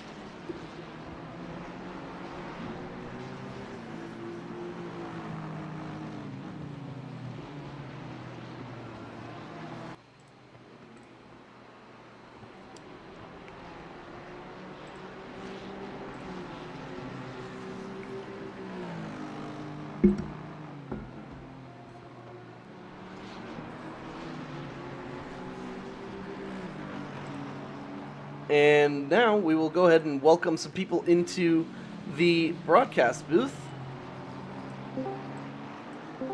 Now coming into the broadcast booth, Mats and Tom, we welcome you to the AOR Broadcast Center. Go ahead and introduce yourselves, introduce your car, and tell us how your race is going so far. We are having the and the race is pretty good. Seems awesome. It's from team members. Having a little bit of a little bit of a hard time hearing you there, Bats. Your internet maybe isn't the best there. Sound like a robot, my friend. Straight up, microphone issue. Can you guys? Oh, okay. Driving Porsche and level, and you actually having a nice car. Like, I had some awesome calls from our team members with strategy, so. I mean, you guys just haven't even put a foot wrong. How have you had such a clean and successful race despite all the chaos that's happened out there? I think it's pretty easy when you're just lapping alone at the front to just go and do whatever you need to do and just think about being consistent and then just handling a little bit of a traffic here and there. So that's not a difficult job itself if you're all the way at the front alone. Ask Hamilton, he will confirm. Or Max Verstappen, for that matter.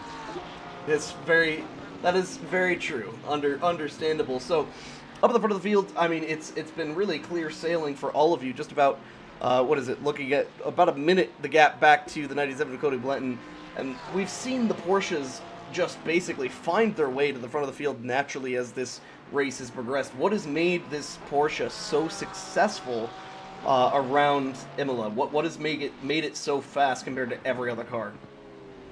Well, I think the main reason for the 992 being able to drive this track fast now, it used to not be this way back in 1.8 or the previous updates of the game where you had the 9 and 1.2, where the Porsche was notoriously shit on curbs and everything. You had to slow down and over slow down, and the car became way too unstable if you took too much of it.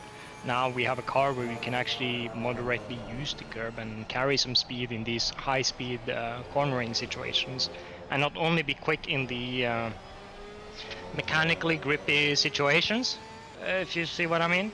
I think that has really helped the Porsche to be faster on a track like Imola now, with the new Porsche. Absolutely. Also, talking about a little bit about the competition, I think just 3 hours ago or 2.5 hours ago, we used to have our big concern was actually the Trackalicious team that we thought were going to be our main competitors, or they are going to be the guys that we were going to have to try and hold back to the end of the race until we realized that the Ferrari of I don't know what the team name is, but I know a guy, I think it's G17, the team G17 or whatever. Yeah, the 977, the glitch. Yeah, glitch 977. racing. We saw them doing some fuel saving strategy and really running long on their stints, and they were at a point where we didn't expect that to happen. Like, they were running ahead of us by 30-40 seconds for a long time after we had come out of the pit. So we were like, okay, so they're definitely gonna drop a pit stop from us, and that's going to gain them a lot of time that might see them sneak into the win, and also another Porsche team doing that. So just in time, we started looking at the strategy of actually using a fuel save map and extending the stints even more and doing these things. And without that, I don't think we would have been in the position of winning, even while driving at the front. We're I think we basically could have running been Plan B. Yeah, we are going Plan B.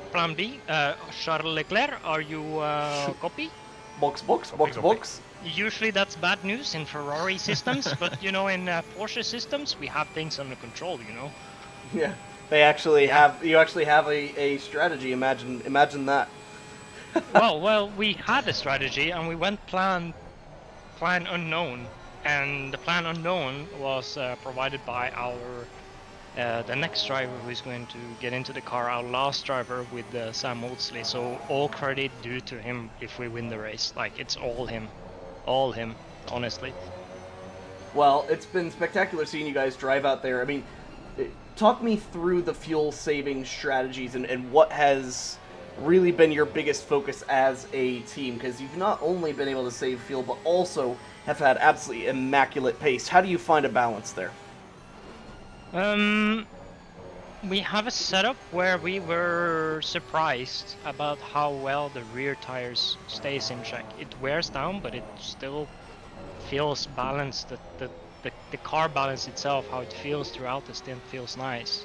Yes, we wear way more rear tires than the front tires, but with the balance, it starts out to be a tiny bit of understeer. Car feels a tiny bit heavy, but towards the stint on the end, you kind of like to twitch it into the slip angle and all those things, but it becomes like an aggressive, nice quali setup that is just, because of tire wear, obviously a second of quali, but it just naturally flows into the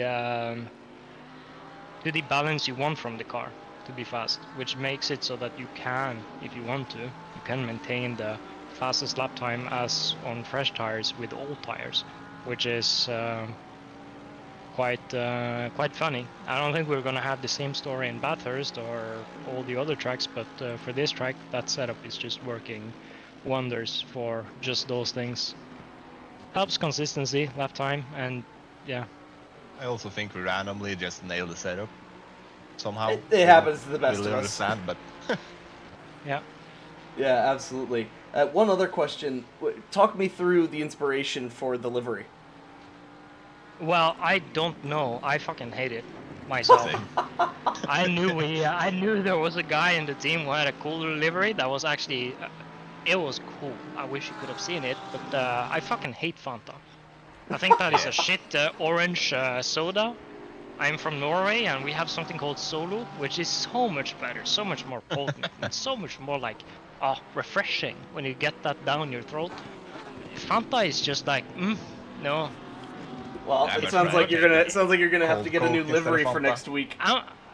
Yeah, well, can you not just petition in for me and be my teammate for this? Because I would love it. Me and Tom both. Well, Once Nick and I in the Fanta livery broadcast gone, booth also. and our other very extravagant, really cool livery in, to be honest. Well, we certainly you at least have two guys in the commentary box who both make liveries, so we can appreciate and help with that for sure. Yeah, definitely. Well, I've driven leaks in the McLaren. I've always driven the Porsche Claren.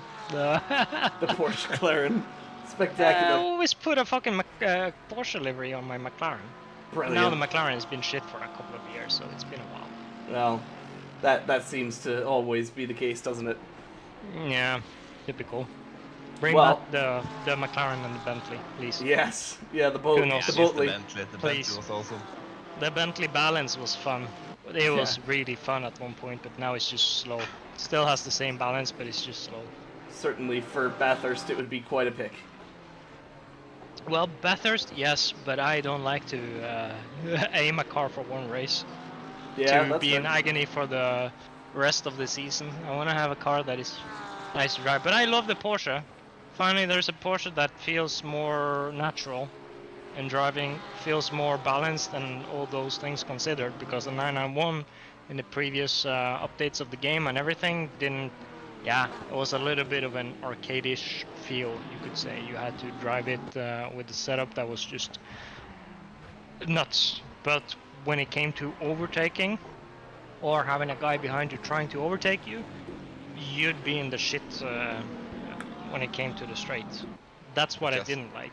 Because I could drive the balance, but the whole concept of the straight being a fucking sitting duck, no thanks. That's not fun.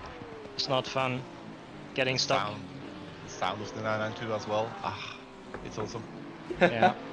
All right. Well, I thank you, gentlemen, both for joining me up at the commentary box, and I wish you the best of luck as I see you're just hopping into the pit lane. So, best of luck to you for the rest of the race, and hope to see you in victory lane.